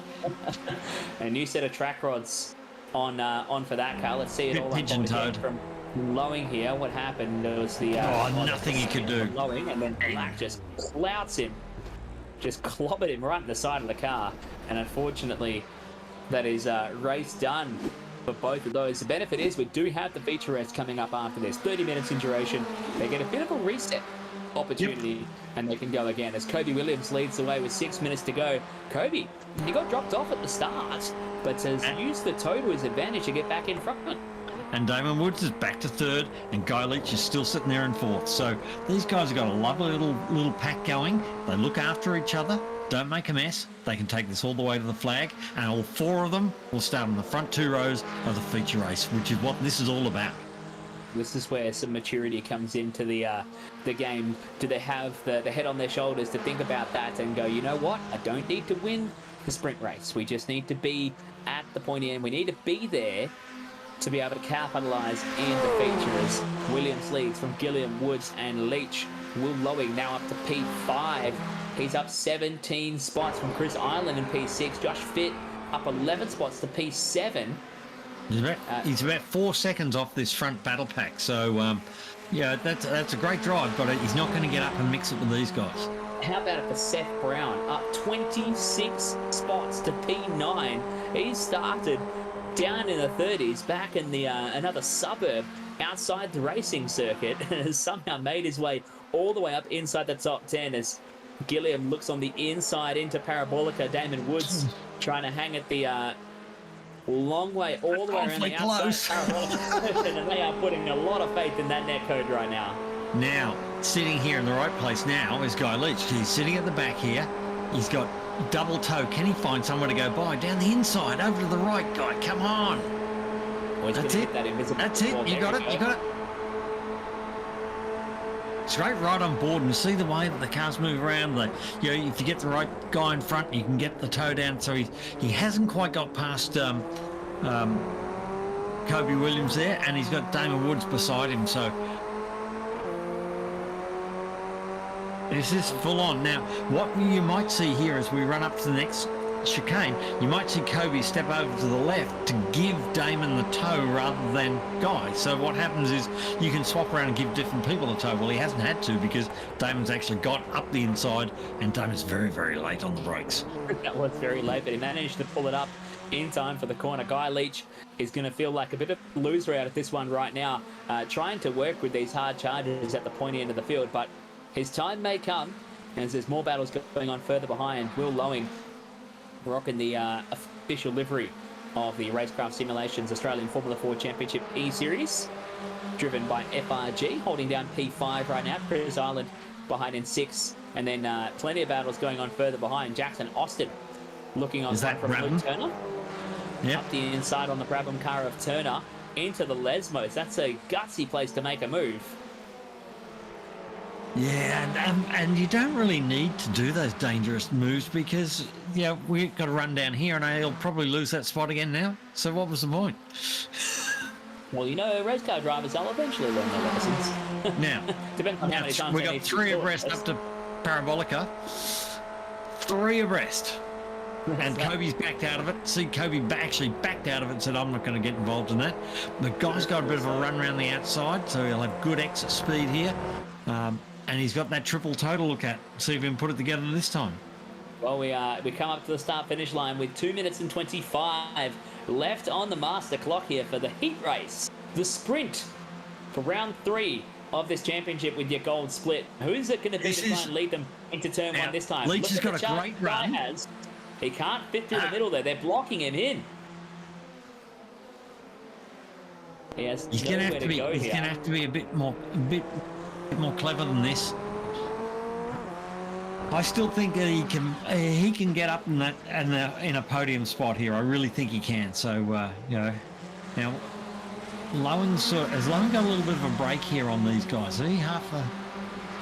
He's got a fair bit of a break here. He's got 4 seconds to catch up to the leaders, but he's 3/10 up from the cars behind him. So not a huge break. He's right there in the hunt, and they probably all have the advantage of the toe to try and catch him. So it's Woods, Gilliam, and Williams, is trying down the inside into the Lesmos, which is going to get. He's slowed them up, and he's given Damon the break. Damon's got this. Yeah, they lose touch by any more than this, that Damon would definitely have the advantage here in the sprint race. At 0.6 of a second is the gap right now. They need to put some work in to try and close that back down. They can help each other out with the toe to try and bring them back into the fight here as Kobe tucks in behind Gilliam heading down towards the He start. don't want to go past him because he's going to sit behind him because he wants to be behind him running up to Parabolica so he can make a move into Parabolica and hold that across the line. And I'm not sure whether there's enough distance from Parabolica to the line to be able to tow past in these cars. I don't think there is. You saw most of the moves from the silver race coming after the line. Look how close Kobe is tucking the nose in behind Andrew Gilliam right now. Doesn't go underneath him either. Heading into Parabolica turn. They're both getting the toe from Damon Woods right now, so they weren't outside of the toe window. 3.5 of a second the gap. 20 seconds on the clock. They're going to come down. It will be white flag, and now the gloves will come off here in the sprint race. You can guarantee that, as look at the charge Kobe Williams has. Damon Woods is a sitting duck. He can't do anything about it. They come flying up inside. All the way back to third here. Oh, and Andrew Gilliam's looking to the inside under brakes. It's 3 wide into the chicane. And unbelievably, Kobe Williams sneaks through, but Gilliam gets the job done at the chicane.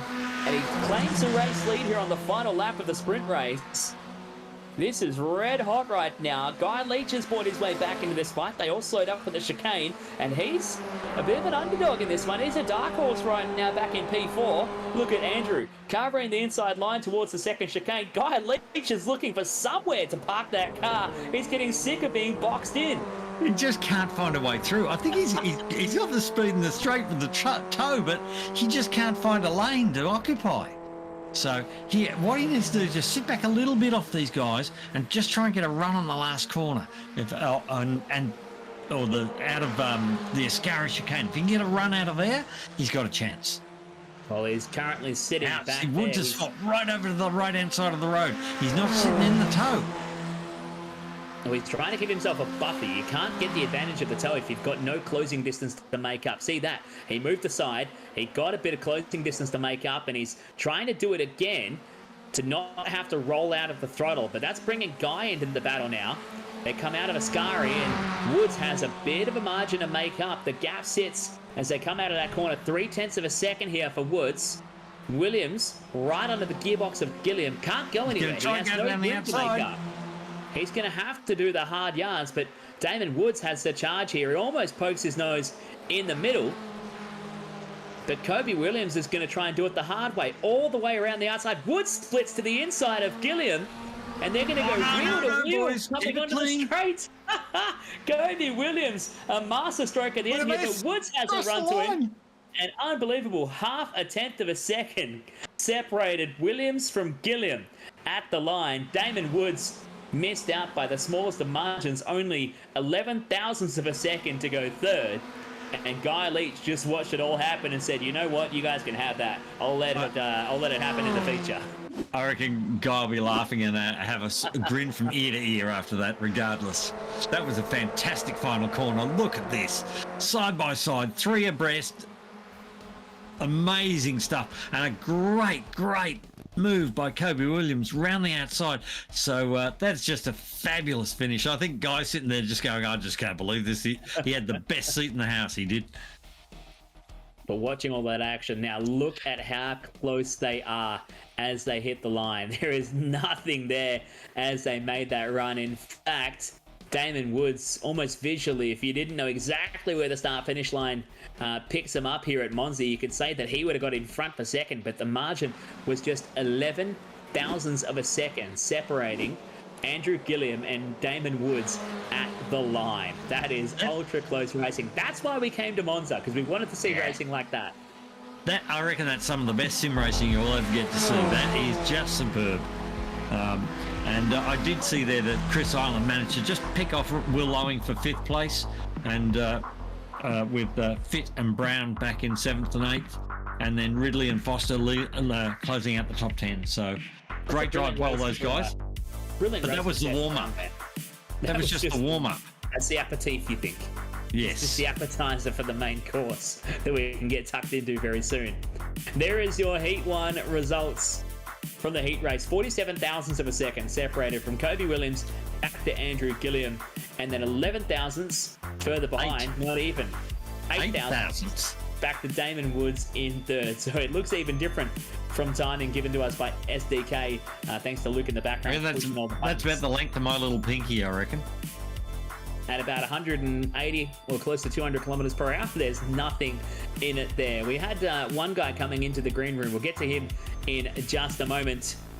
Man, oh man. Chris Island doing a great job to pick off Will Lowing at the end there to make a top 5 finish. Josh Fitt home in P7 as we get into the warm-up, and we'll have a very quick chat. Kobe Williams, congratulations there.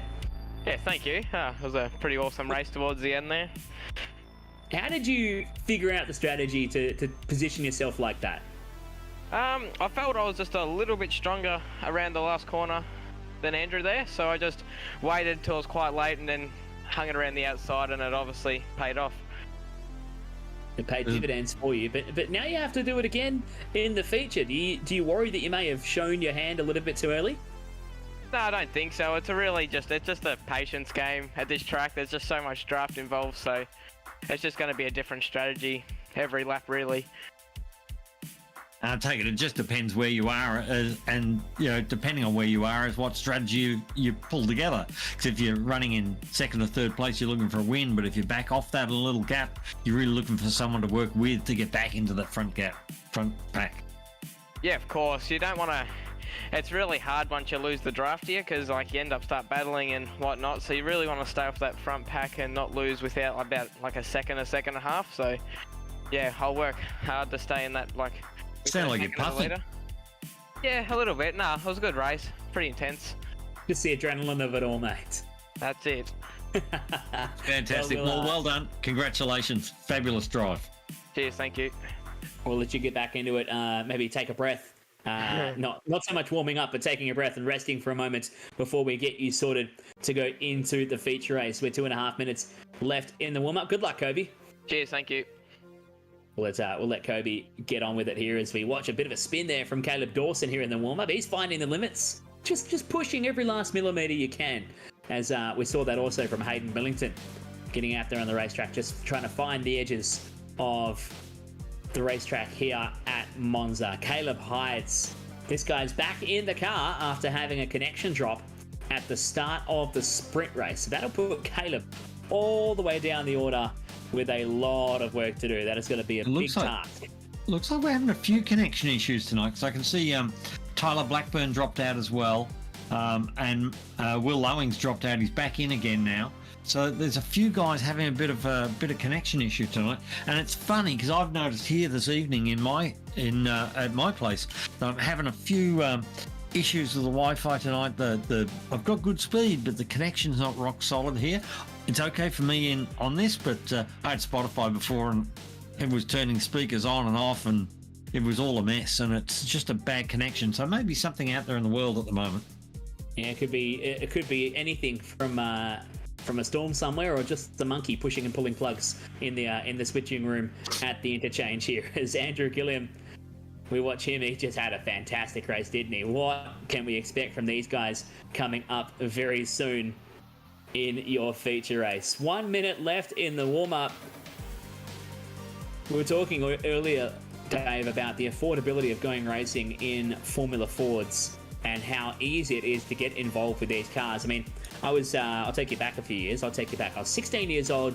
I was working part-time in a kebab shop while still going to school full-time, and I managed to get a loan with my dad, and we went and bought my Formula Ford. It was a Van Diemen RF93 for $25,000 from a gentleman in Sydney. Got it shipped over, and I raced that car within 2 months of getting that purchase done. And it was one of the greatest days of my life, finally getting to sit in my own race car and go racing in a Formula Ford.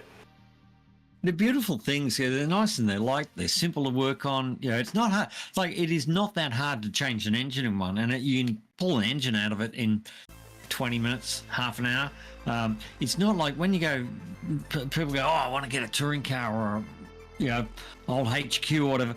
It's a huge job to work on. They're pigs of things to work on, and they've got, they're awkward to get an engine out. The hoist and these things. You and your mate can whip an engine out of one of these change an engine in an hour. You easily can. You can do a lot of work with those cars as we go back to our attention. Yeah. We'll get back into the starting grid here. You and I could babble on for hours about these things. We do. Kobe Williams starting on the pole. Andrew Gilliam on the outside of the front row here by 47 thousandths. That was the gap in the sprint race. Damon Woods 8 thousandths further behind for P3. Guy Leach, the Injectors Online entry. He's going to be one to watch here from the second row with Chris Island and Will Lowing 5 and 6. Josh Fitt and Seth Brown. I'm very impressed with Seth. Made 27 spots in the sprint to start P8 from Carl Ridley and James Foster. That's your top 10 starters in a 40-car starting grid. Well, I'm going to keep my eyes on Seth Brown because I reckon he's had a fantastic race, and if he can keep it up this one, he could just be sitting at the front. There's a little peek all the way through your order. A couple of big names at the back there. Caleb Hydes and Matthew Hansford-Taylor. They're the two standouts from the very back of the bus here in Monza. This is a 30-minute feature race now for the RaceKraft Simulations Australian Formula Ford Championship eSeries, the official eSeries of Formula Ford's Australia, as we get green from Monza. Of course, powered by Formula Racing Group FRG. And Kobe Williams is going to lead the field down, although Gilliam has a nose in front, and Kobe tries to squeeze him out to the inside grass, goes back to the racing line, and is going to have to watch that black and white car on the inside. Gilliam will lead at the first exchange down into turn 1 as the whole field gets bunched up through the first chicane. A couple of Vermilion cars going through the extra chicane once again. Oh, we've got 3 cars. 3 cars on the exit of turn 1, all up together, but they're all cleared and they're all back and they're all running. So it's good to see you here as Andrew Gilliam. What big bite of the curb at the second chicane, runs it a little bit wide there. He's already trying to get to work. Look at the gap that these guys can break out in this opening lap. Guy Leach is no slouch. He's back there in 4 and watching those guys just slip away, but it's almost all for naught because how quickly the toe comes into effect here. You'll see them pick it up as they come out of Lesmos, and watch that gap even on the left hand side of your screen as oh no, we've got a couple over. Seth Brown caught up in that incident. Oh no, all that work is being undone in a big old hurry. He was up 27 spots in the sprint race, and now he watches all of them go back past him again here in the feature. Yeah, so we saw this little breakaway in the sprint race, but Guy Leach was able to get it back. I think he may have dropped a little. Oh, we got more off the road. I think he may have dropped back a little too far on this one.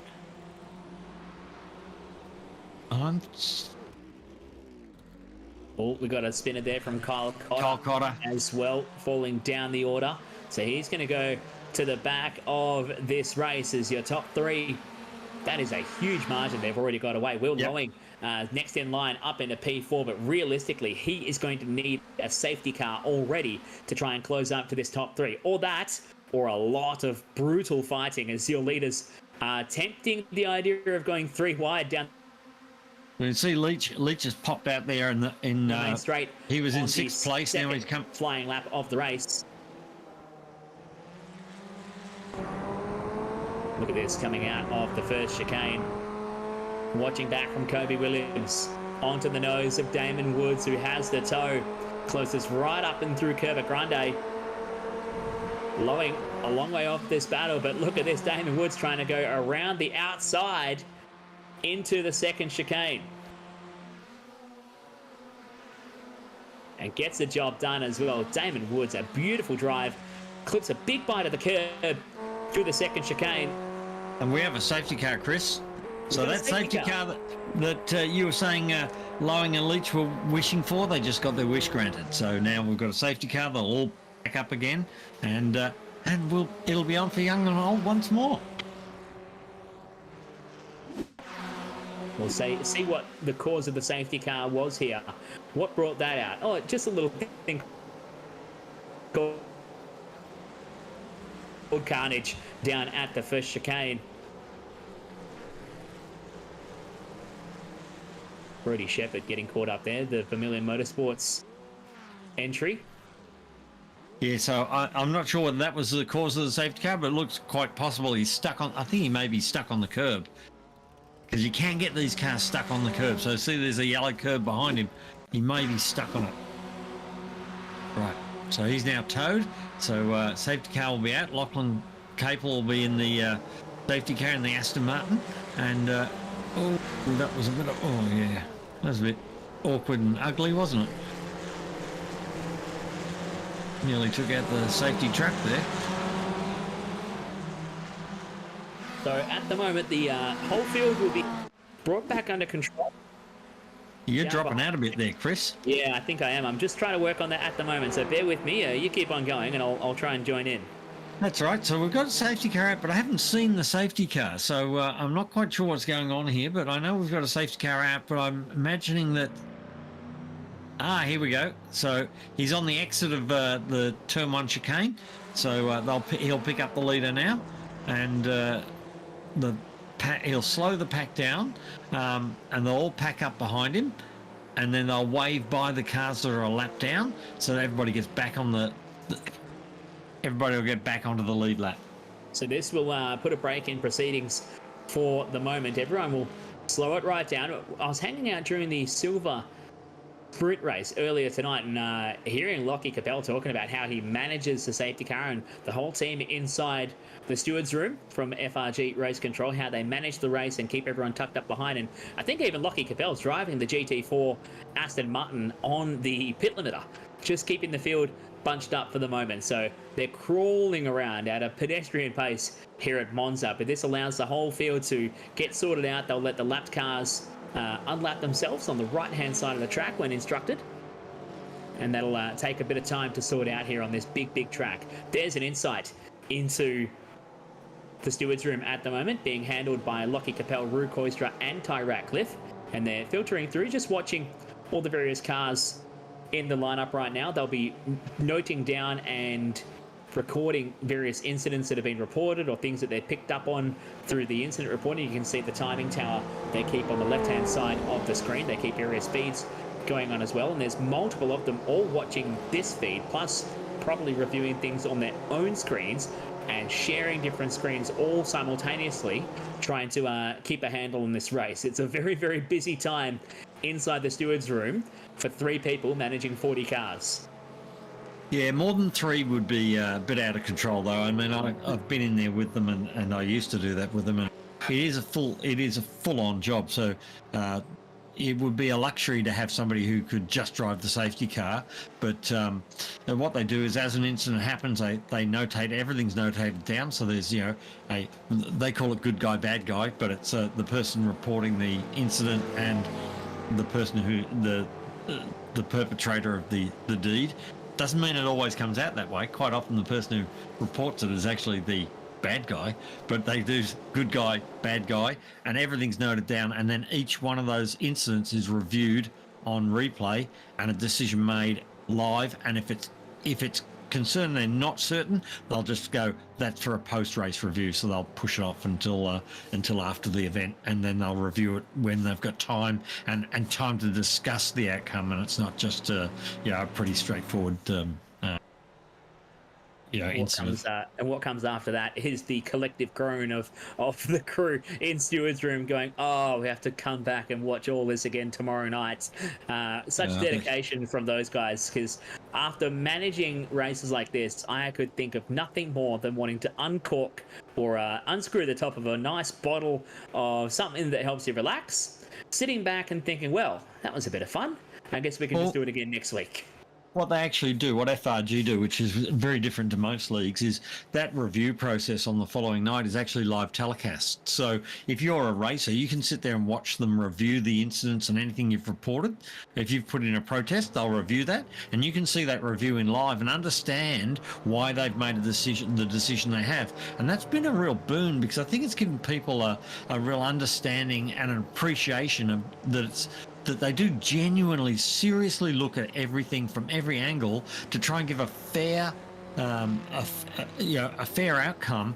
But also, we don't want this series to become something where if you touch a wheel, you get a penalty. You want to be able to race. These guys are racing, but we want them to be mindful and not. If you've got a late dive down the inside, guess what? That's motor racing. We're not going to penalise you from that unless you take out 3 cars. So, it's a fine balance between that, allowing the racing to happen and keeping it clean. It's a great effort going to great lengths from the FRG team to demystify a lot of the things that cloud and keep a lot of those stewards' decisions in darkness. I've been on many sides of it from a racer, from a race organizer and steward and whatnot, and to open that up to the people, open up to the members who are part of this community, and actually show it to them and say, hey, look, come and get involved, come see why we have come to that decision, rather than just saying, well, that's our decision, you have to like it or lump it, because over the longer term, that pays dividends, having transparency for the people that are involved. And 99% of the people are always going to be happy with that, and that is why FRG, Formula Racing Group, is booming so well in these current times. Running these series is down to that honesty and transparency being part of the main policy of the operators of the league. And if you don't agree with a penalty that's been given, you can make an appeal to that, and quite often those appeals are overturned if you've got a good reason and you bring something new to that decision. The guys do sometimes go, no, that wasn't fair. We gave them too much of a penalty. We'll take it from a 20-second drive through back to a 5-second or whatever. And they really do care about getting it right. There's a few bugs there on the front of Kobe's car. About being realistic as well, as it looks like the safety car has been released. Lockie Capel has dropped the hammer and disengaged the pit limiter from the Aston Martin FRG safety car. And now Damon Woods has control of the field. Just what do you do? When do you go? Surely you're damned if you do and you're damned if you don't, aren't you? I think he'll take it. Able to shake them.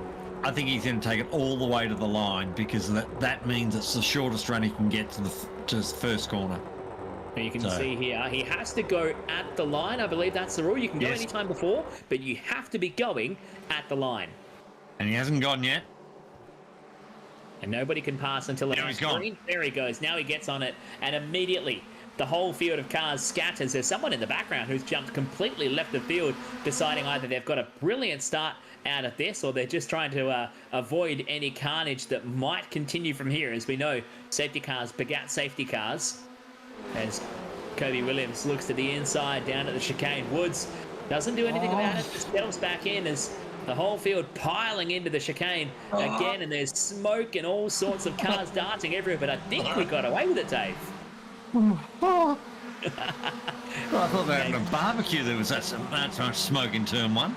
Dave Roberts having a moment here. Seth Brown just flashing up momentarily. We saw him have such a good race. Whoa! That's chaos back in... it's Caleb Dawson backwards into the dirt there. Somebody else getting doing a Perez moment there with wheels in the grass. Yeah, that was Hayden Millington getting caught up on the way into the second chicane. This is what happens when you pack this many cars into such a tight race like this. Millington up to P22. one more spot. He'll be matching his race number, P21, to move up for him as we pick up on Jack Mara. Jack up 14 spots after his dismal sprint race effort, so we'll be keeping an eye on him to try and keep charging through the field throughout the remainder of this feature race. Caleb Hyde's another one who had a dismal sprint race after that disconnection issue at the start of the race. I'm glad I sorted out my disconnection issue. That was some quick thinking. He's now up to 13th on the racetrack, up 25 spots from where he started. So we did say some big names starting deep in the field, and that's what you get right now as, Matthew Hansford-Taylor caught in another incident. He was with Caleb down the back of the pack, and that is going to see him way down the order, as is Caleb Dawson, who you just mentioned moments ago, Dave, was backwards into the dirt. There's Matthew saying bye-bye, see you later, on the exit of Ascari. And Matthew's night goes from bad to worse. Is that going to be another safety car? It's off the racing line. I wouldn't expect it to be, but we'll leave that decision-making into the hands. So we've got a new battle pack at the front now. We've got Will Lowing leading. So Will Lowing's taken the lead from Damon Woods. We've got Kobe Williams into third, and Gilliam in fourth. Now Gilliam's a sim racer, and the other three guys are real-world Formula Ford guys. So he's the one there to do the damage. So come on, Gilliam, get up there and give these boys a fight. He's going to have a big old crack at it here. They're going to go side by side through Curva Grande, and Williams tucking right in there with him on the way down, under brakes into the second chicane. Woods gets his nose in front, advantage Damon right now. Guy Leach is still in this fight as well, and don't counter this guy. He watched it all unfold and knows that it only comes down to the final lap. You just have to be in it to win it in the final moments here, as your pack of 4 leaders breaking away, and Guy probably actually finding himself under a bit of pressure right now because he's got Cody Deeth right behind him. And back to Ireland, Martin, Merritt, and Ewan Baker rounding out the top 10. Ewan Baker up 6 spots from his starting position. He's tagged onto the tail end of this battle pack on the run down towards Ascari. And I'm not sure that's the last we've seen in the safety car yet, Chris, so this could all change again. We'll keep that in mind as we continue to roll through. I think you might be right, though, Dave.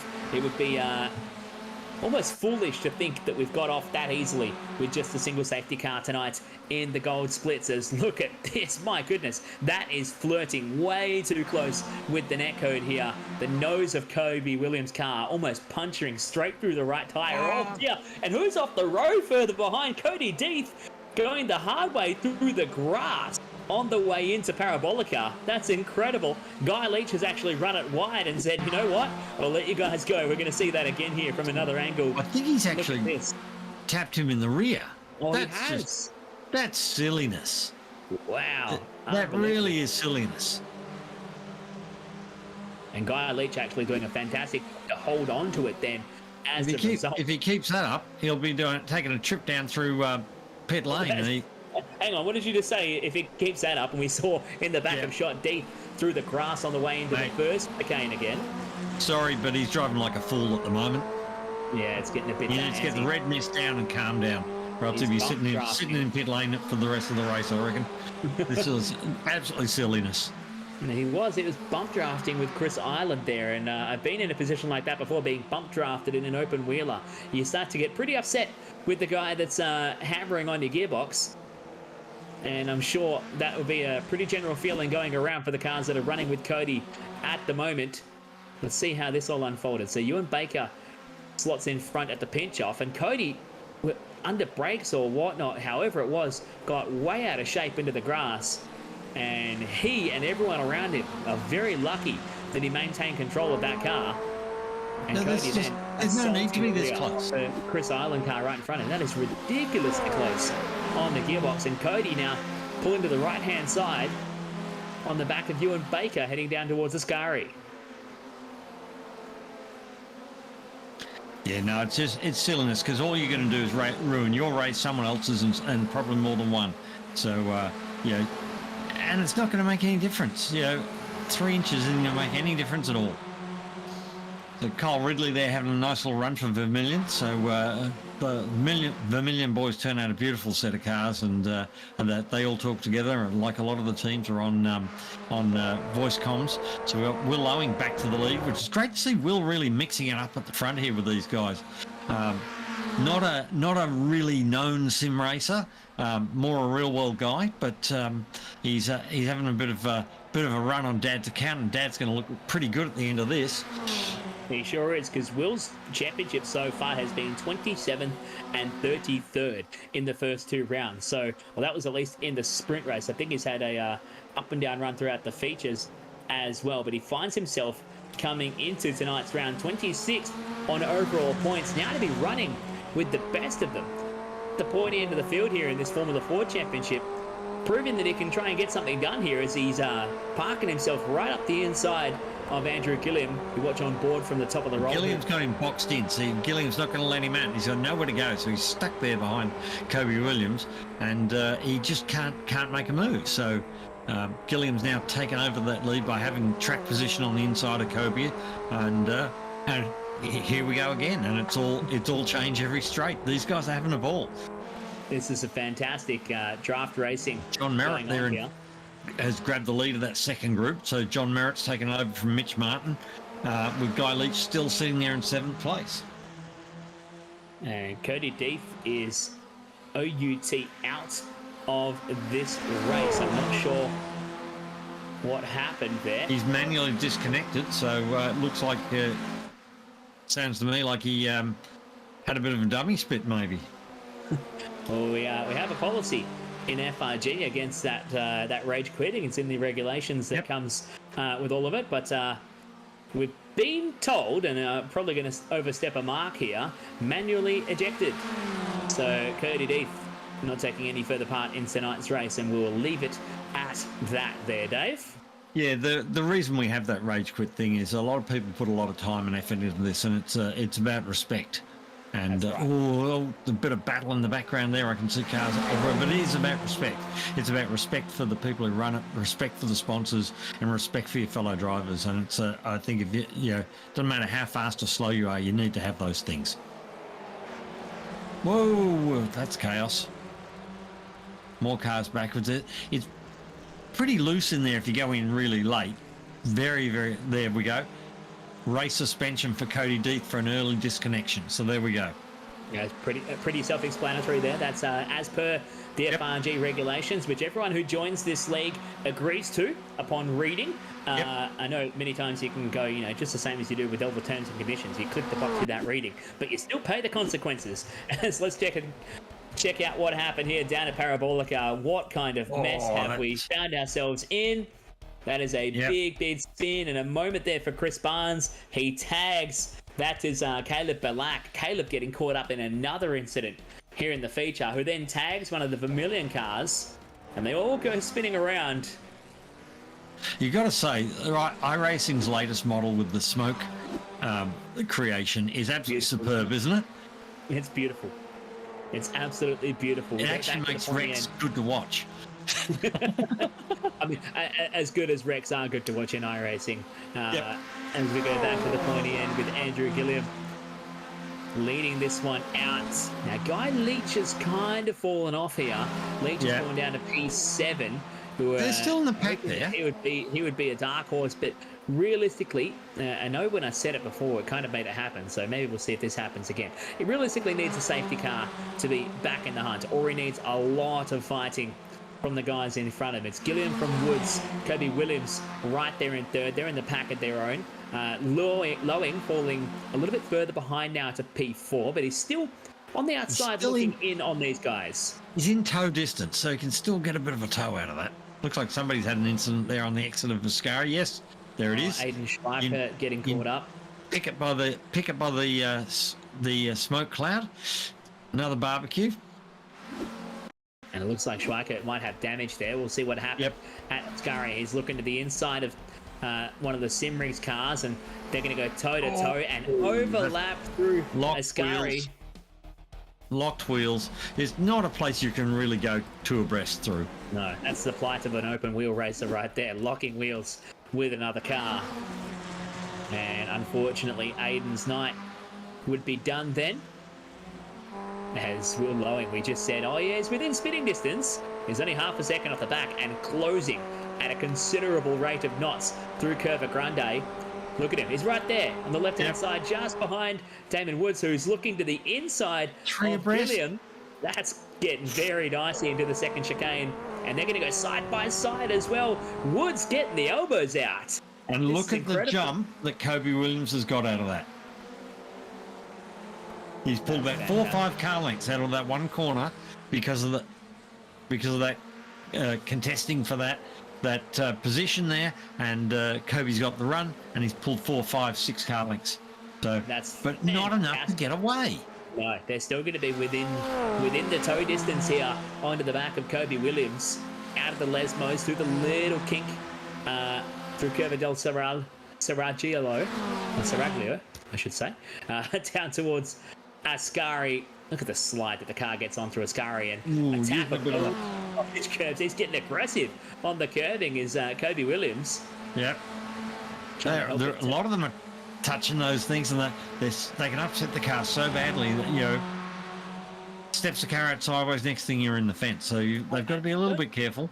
I don't think it's as bad as if you were to touch them in, say, an F4 or an F3 car, because you touch the curbs in those kinds of cars and it's certain death in iRacing. But with the Formula Ford, the car a little bit more robust. It's got electronic resistant welded steel wishbone suspension fitted to these cars. They're a space frame steel chassis, so they are considerably a bit more robust than what you would consider a carbon fiber car, as we go 4 wide down the main straight. How good is that? And Will Lowing makes the pass in the pit lane. Beautiful. 3-for-1 deal for Will Lowing. He's going to draw alongside here. Gilliam's going to have the advantage on the exit, but for a moment, Will Lowing went from 4 to 1 in the course of 1 straight. How good is the toe here at Monza? And so now we're on board here with Will Lowing, and he's got that lead. I think that Gilliam will get back because he gets a bit of a better run around the outside here. I think he'll get back before this first chicane or second chicane. As he does, he gets a nose in front under brakes, grabs a big bite of both curbs through the second chicane. You can't use the curbs really well in this Formula Ford. Will Lowing's popping in and out. We don't need any more disconnections. That was a little blink there from Will. He's lucky that he only went for a moment. That will start to make the other guys around you nervous, so if you start blinking a little bit too often. The net code can really come in and bite you. We talked about it quite often tonight because these boys are trusting and putting themselves right into the grip. Right, they're putting their head in the crocodile's mouth with the way they're dealing with the net code. Look at the closing gap that Damon Woods has. So Damon's he's back in 4th place now. That's something foreign for him. He's not usually at the back of the pack, but he's see if he can find his way through. Because we've seen that where when you get back to 4th, you just can't find a hole to get through the guys in front. Although Will Lowing did last time. He used the pit lane, didn't he? He certainly did. As we watch on a replay through Ascari. Look at that, just the little touches of the curb. You can see the suspension moving around. How beautiful and majestic these cars are when they're sliding through a high-speed corner, and a big bite of the curb for Damon Woods. And he thinks nothing of it and just continues on his merry way. And this time, it's Gilliam looking on the inside. Damon Woods is trying to make his move down the main straight. And we're looking to go with 3 wide, trying to make it 4, but Woods is going to stay in behind. He is waiting for his moment. You can kind of feel there's something brewing here, and rising to a head as Guy Leach under pressure from Mitch Martin, who fires up the inside at the first chicane. This is in the second of the 2 battle packs out front. It's Martin, Leach, Merritt, and Caleb Hydes. Now, Caleb up 30 spots from where he started in tonight's feature race. So it's been a big evening for Caleb as we go momentarily on board with Alex Court just going from P21 up into P20 at the first chicane. Got the job done on Nathan Verney for that spot. And he still doesn't look happy. No. I'm not saying Alex is one of those kinds of people, but there are some people in sim racing who could win the lottery and still have that same complexion on their face. Yeah, he's absolute concentration. Look at it. He's bitterly determined to see this race to the finish and have a battle with these guys in the Virtual Motorsport Mentor Esports entry is up the inside of Ireland. There's plenty of Vermilion car. There's plenty of arm work going on there as he went through that chicane. Oh, that was my mate Connor Nixon actually losing a couple of spots out of the second chicane there. So Connor losing a bit of ground. He's down to P21 now as Alex Court reaps the benefit and going up to P19. Connor Nixon finding his way to settle back into this one, the 168 entry. Connor, a fantastic young man out of Western Australia here. Let's look at this. We're back into it again. Two abreast into Parabolica. Damon Woods looking to the inside of Parabolica. He's trying to put himself in the right position at the right time at the end of this race here. We are 2 minutes and 10 to go. So you have to think, they're lapping in the 205s. They're going to get maybe 2 laps. It's right on the edge. I don't know. I haven't seen white flag message come through from Luke in the Have we got a white room. flag? Possibly, he's saying possible 2 laps, I'm hearing. Yeah, so we might sneak through for one more. On top of this, there's a green flag in Barney's hand there. How would you be? You get sore feet being Barney all day. Imagine, think of all the servers that Barney has to work. Yeah. When does Barney get a break? When downtime comes in for server maintenance.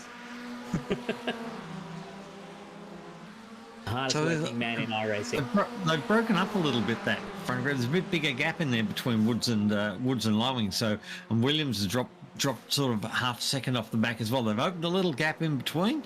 They're maybe taking a little breather before this last lap. So, well, it's all about setting yourself up for some closing speed.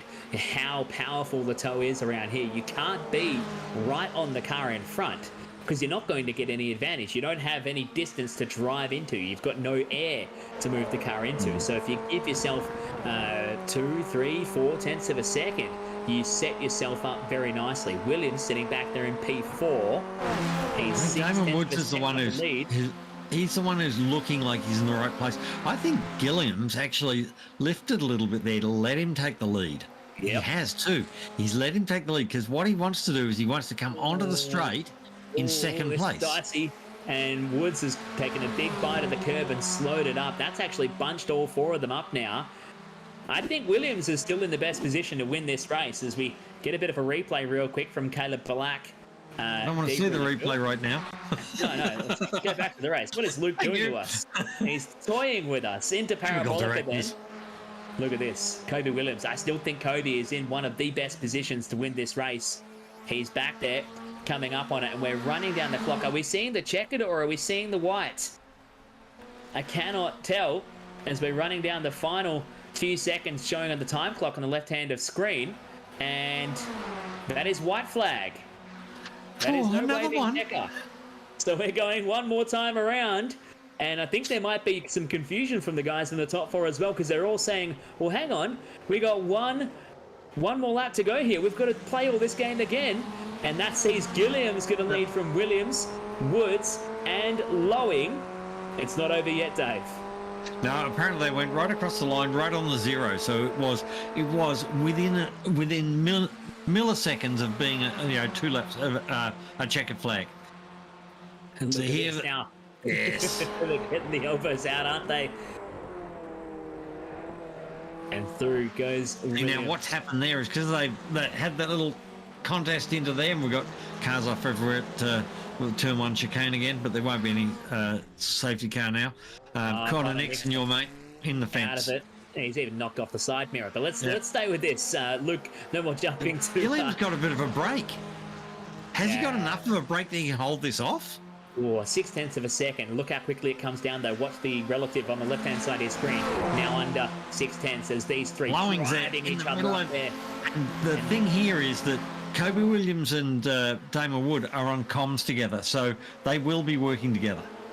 They absolutely will. Why wouldn't you be as well? You'd want someone to help you through this. I think Andrew Gilliam might be feeling in the hot seat right now, but he's going to be very nervously watching the relative and watching the mirrors as he's weaving down the back straight to try and break the toe. Kobe Williams is getting a bit of a bump draft. Down the inside is Will Lowing. Down the inside is Will Lowing. He's got Damon Woods covered. And Dame's going to try and go round the outside. And here we go, 2 tenths of a second. I think Gilliam's got it. Flag is out. The run to the finish line is on. Williams has a big charge. Lowing has a wobble. Damon Woods can't win it from here. Oh no, they're driving into each other across the line. Andrew Gilliam gets it done by 59 thousandths of a second in a contest that almost saw them flying across the finish line. Would have been upside down. Kobe Williams in second, Will Lowing in third, and Damon Woods fails to make the podium in the last contest. Let's watch that again on the replay, Dave. That was uber tight. I think it was after the line. I think what's happened is after the line, Andrews just lifted off. You can see in the back of the shot there behind your leaders, Will Lowing and Damon Woods getting into each other. Here's Kobe. Yeah, no, he's before the line. Yep. Wow, he was trying to force the car to the inside. Well, we're being told it's after, but trying to force the car to the inside to get onto the pit wall and just ran out of room and rapidly closing door. I think Guy Leach has picked off 5th place, has he? My driver of the day. He's getting my driver of the day. I think that was a fantastic effort. I'm going to go with Caleb Hydes for driver of the day. That's up 31 spots for Caleb. Look at this finish again. Watch this between Damon Woods and Will Lowing. They get into each other on the exit of Parabolica. Yeah, little touch of wheels there. Oh, that was dicey. That could have been a very different set of circumstances coming around for those two if they had have got any harder of a touch into each other. And look at this as Kobe Williams looks for a way up against the pit wall. He's eyeing off that big barrier that separates the run there, and that was where they were on the finish line, and then they got into each other right at the end. So they were pushing all the way up to, across, and after the finish line here at Monza. What a race that was, though. Fantastic battling in what exactly we expected, Dave. Draft racing and a high speed. We did say this would be fantastic. We said this would be fantastic. We said it would be 4-5 abreast, and it would be battle packs and tight slipstream racing. We got everything we thought we'd get and more. So there is a look at your provisional results up on screen. Andrew Gilliam claims the win here in the feature race from round 3 of the RaceKraft Simulations Australian Formula 4 Championship eSeries, driven by FRG by a margin of 54 thousandths of a second. Kobe Williams gave it everything he had all the way to the end there and came up just a smidge short at the line. Will Lowing, this youngster, charged his way through the field and drove a fantastic race up to 3rd in a last corner challenge with Damon Woods, your championship leader, coming home still P4 and still a solid haul of points tonight. Guy Leach, Dave, your vote for driver of the day to come home P5 in that one. Yeah, he's been consistent, fast, and it's great to see. He'll hate it, but I'm going to call him a veteran of sim racing. Right at the front with all these young guys. I love it. And further behind, John Merritt's P6, Caleb Hydes up 31 spots to come home P7 from Mitch Martin in the 8th spot. James Foster made up a few spots as well. And then right behind him was Braden Martin, up 5 spots to come home in the top 10. Oh, so can't breathe now. Just take a very quick breath. I'm going to drag in the top 3 to our broadcast studio here and have a chat. What a race it was for the top 3, or top 4, top 5 even, all battling it out all the way to the end. Congratulations to your winner, Andrew Gilliam. Yeah, boys. You're a happy man after that one. That looked pretty dicey in the final couple of corners. Oh man, that was so intense. Just the whole race. Swapping, lead the next lap, P4 the next lap, P3 the next lap, 4 wide. Oh man, how clean was the racing though? Like the respect was so good. That's been one of the best battles I've ever had in iRacing. In the turn of the final lap, you had a fair margin, and I was calling it that you'd gone too early, thinking that maybe you hadn't got the extra lap. What was going through your mind when you came across the line at the end there? Because we saw the countdown going, and we thought you might have had the final lap, but you were still rocking, and almost had it finished a lap earlier. Yeah, I was looking, going down the back straight. It was like 3 minutes on the clock. I'm like, oh, this is real 50-50. But nah, got one more in, and then, yeah, got a good move done think it was around the outside of turn 2 from memory. Quote me if I'm wrong, but yeah, I just blocked into the second chicane there, and I came out with like 0.7. I'm like, oh, these guys are like barely got any draft in me. If I just do the best lap of my life, I might hang on before I close the draft. And oh man, that was so intense. Just watching them, I'm like trying to like, do I cover? Do I not cover? Do I cover? And then like I just broke so late into the last quarter. Oh. You sound absolutely chuffed with that one. Great drive. Congratulations. We'll come back around to you for the thank yous in the back half of this podium interview. Dave Roberts, continue this one on. Kobe Williams, I'm in second. But Kobe, nice little Rubbins racing there over the line. So mate, you nearly had it, but just couldn't quite get him. Yeah, no, it was a really awesome race there at the end. I was really close, so thought there was a gap, but no, I ended up rubbing wheels with Andrew, but we still made it across the finish line really close, so it was a great race. Yeah, it was swapping all the way. And were you sort of trying to work out before you got to the last lap where you wanted to be in that battle pack for that last lap? Yeah, I was trying to like hopefully slot into like second or third with a decent gap, but I think I turned in a bit on Andrew at like I think turn 2, and I made a bit of I dropped back a bit, and he got just enough gap to hold on for that back for the second last straight. So yeah, struggled to get past him. You're pretty happy with the result anyway, mate. Fantastic racing, and you would have had a ball. I know I would have had a ball out there. So yeah, you got to be happy with your efforts tonight anyway. Yeah, for sure. It was great to have 2 podium finishes and a pole position as well. And yeah, just the racing was awesome all night long. Fantastic. Well, hang around and we'll be back to you shortly. All right. We'll come back around in a moment. We'll go to third place.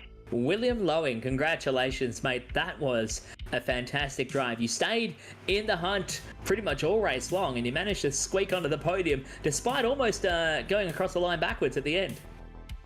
Yeah, thank you. Had a bit of contact over the line there, but yeah, good racing. Just waiting for the last lap there, and yeah, it was good fun. What has been the big change for you? Is it just a luck thing coming into this week? Because you've had some pretty average finishes in the championship so far, the first 2 rounds up and down through the order, but coming home here on the podium tonight for round 3, that's a big shift in points for you. Yeah, I've been pretty unlucky in the previous rounds, but yeah, I messed up quality in this one, so wasn't really expecting this result, but yeah, pretty happy. And I want to touch base on now, how's your campaign going, looking for some sponsorship for your Formula Ford campaign with Sonic Motorsport? Yeah, good. Looking for some more sponsors, planning to do the National Series next year, so yeah, we'll see how that goes. This is not exactly turning into the quiet year you were hoping, is it? You got year 12, you're doing a lot of racing in the eSeries with us here, plus looking for a step into Formula Ford for next year. What's the grand plan for you? At the moment, yeah, I just need to finish my year 12, and then yeah, so Nationals next year with Sonic, and see what I can do. And best of luck, mate. We'll switch gear now, and we'll go. It's your turn to start us off for the thank yous for this evening. Yeah, I'd like to thank FRG, you guys for commentating all night, and everyone else for the racing. Great stuff, mate. Congratulations on the podium again. Thank you. Kobe Williams, your turn, mate. We already spoke earlier, but man, what a race. Congratulations. Who do you have to thank? I'd just like to thank all my real-world sponsors, Essential Caravans, Trading Garage, K&B Motorsport, Sick Lids, and of course, you guys for running the event, the streaming, the commentating. It's all awesome. So yeah, and thanks everyone for the clean racing as well. Good stuff, mate. Congratulations once again. A solid night. And to your winner, Andrew Gilliam, congratulations. Who do you have to thank? Yeah, thank you very much, guys. Big shout out to Pursuit Sim Racing, all the support the guys give me there. SS Images, Sideways Photography, V&M Simulation, MRP, all your guys' support is very appreciated. And lastly, big shout out to my family's up and coming business. Their website is beBoldActive.com.au, new country themed line of activewear. So check it out if you're interested. Fantastic stuff, mate. Great opportunity to get the plug in there as well. We'll always take that one. Squeak it in there, and boom, Luke from Racestars is already onto it. Be Bold Active coming up on the stream right now to help you out with a bit of the promotion going on there too. Awesome. Thank you guys so much, and especially for putting on the event and all the race officials as well. Thank you very much. Awesome. Great stuff, mate. Awesome stuff. Well, that brings our podium to a close, Dave. We've had a fantastic night. This night of racing was everything it lived up to be, lived up to everything it promised to be, and I can't wait for the next round. We go for round 4 of this championship, the RaceKraft Simulations Australian Formula Ford Championship eSeries, the official eSeries of Formula Ford Australia, powered by FRG, goes to round 4 on August 8th. In Sandown, a week prior to the actual, is it the national round at Sandown coming up the week after? It is. It's so the national Formula Ford round is on the following. So this race is on the Tuesday, and then that following weekend is the actual Formula Ford round at Sandown. So watch it here, and then go watch it for real out there. It's going to be absolutely fantastic. Plus, in the lead up to all of that, we've got the Motorsports Australia FIA F4 E-Series, plus the Motorsports Australia S5000 E-Series, powered by RaceKraft Simulations. Incoming weeks, we've got tons of racing every Tuesday nights, pretty much, on Racestars TV. Tons of action coming up. Dave, if people want to get involved with this championship, how do they find out more information? Well, they can get involved with Formula Ford at any point in the season. So the next round is, on, as we said, on the 8th of August, is it? 8th of August, I think it is. 8th of August. So, yeah, if you want to run in that, just do some practice. Go to FRG's Discord or our Facebook page. From there, you'll find the Discord. Make an entry. Turn up for pre-qualifying on the 7th, the Monday night, 7th of August, and if you can get into the top 80, you got to start, and you can be out there in the middle of this. It's as simple as that. Plus, big thank you to our sponsors and everyone getting on board, everyone behind Formula Ford Australia, and the team at RaceKraft Simulations. If you want to find out more information about any of those, you can just search Formula Ford Australia in your search engine of choice, and they'll take you to the website. You can find them on social media as well. And for RaceKraft Simulations, you can go to www.racecraft.net. Dave, it's been a pleasure, as always. Cannot wait for the next one. Yeah, neither can I. I think the next one's going to have a hard act to follow, though. This was as good as it gets in my book. It absolutely was. Well, that's a wrap for tonight on Racestars TV. Last thank you going out to Luke for pushing the buttons and bringing us all this fantastic racing tonight. We'll see you next week right here for your Tuesday night sim racing action on Racestars TV.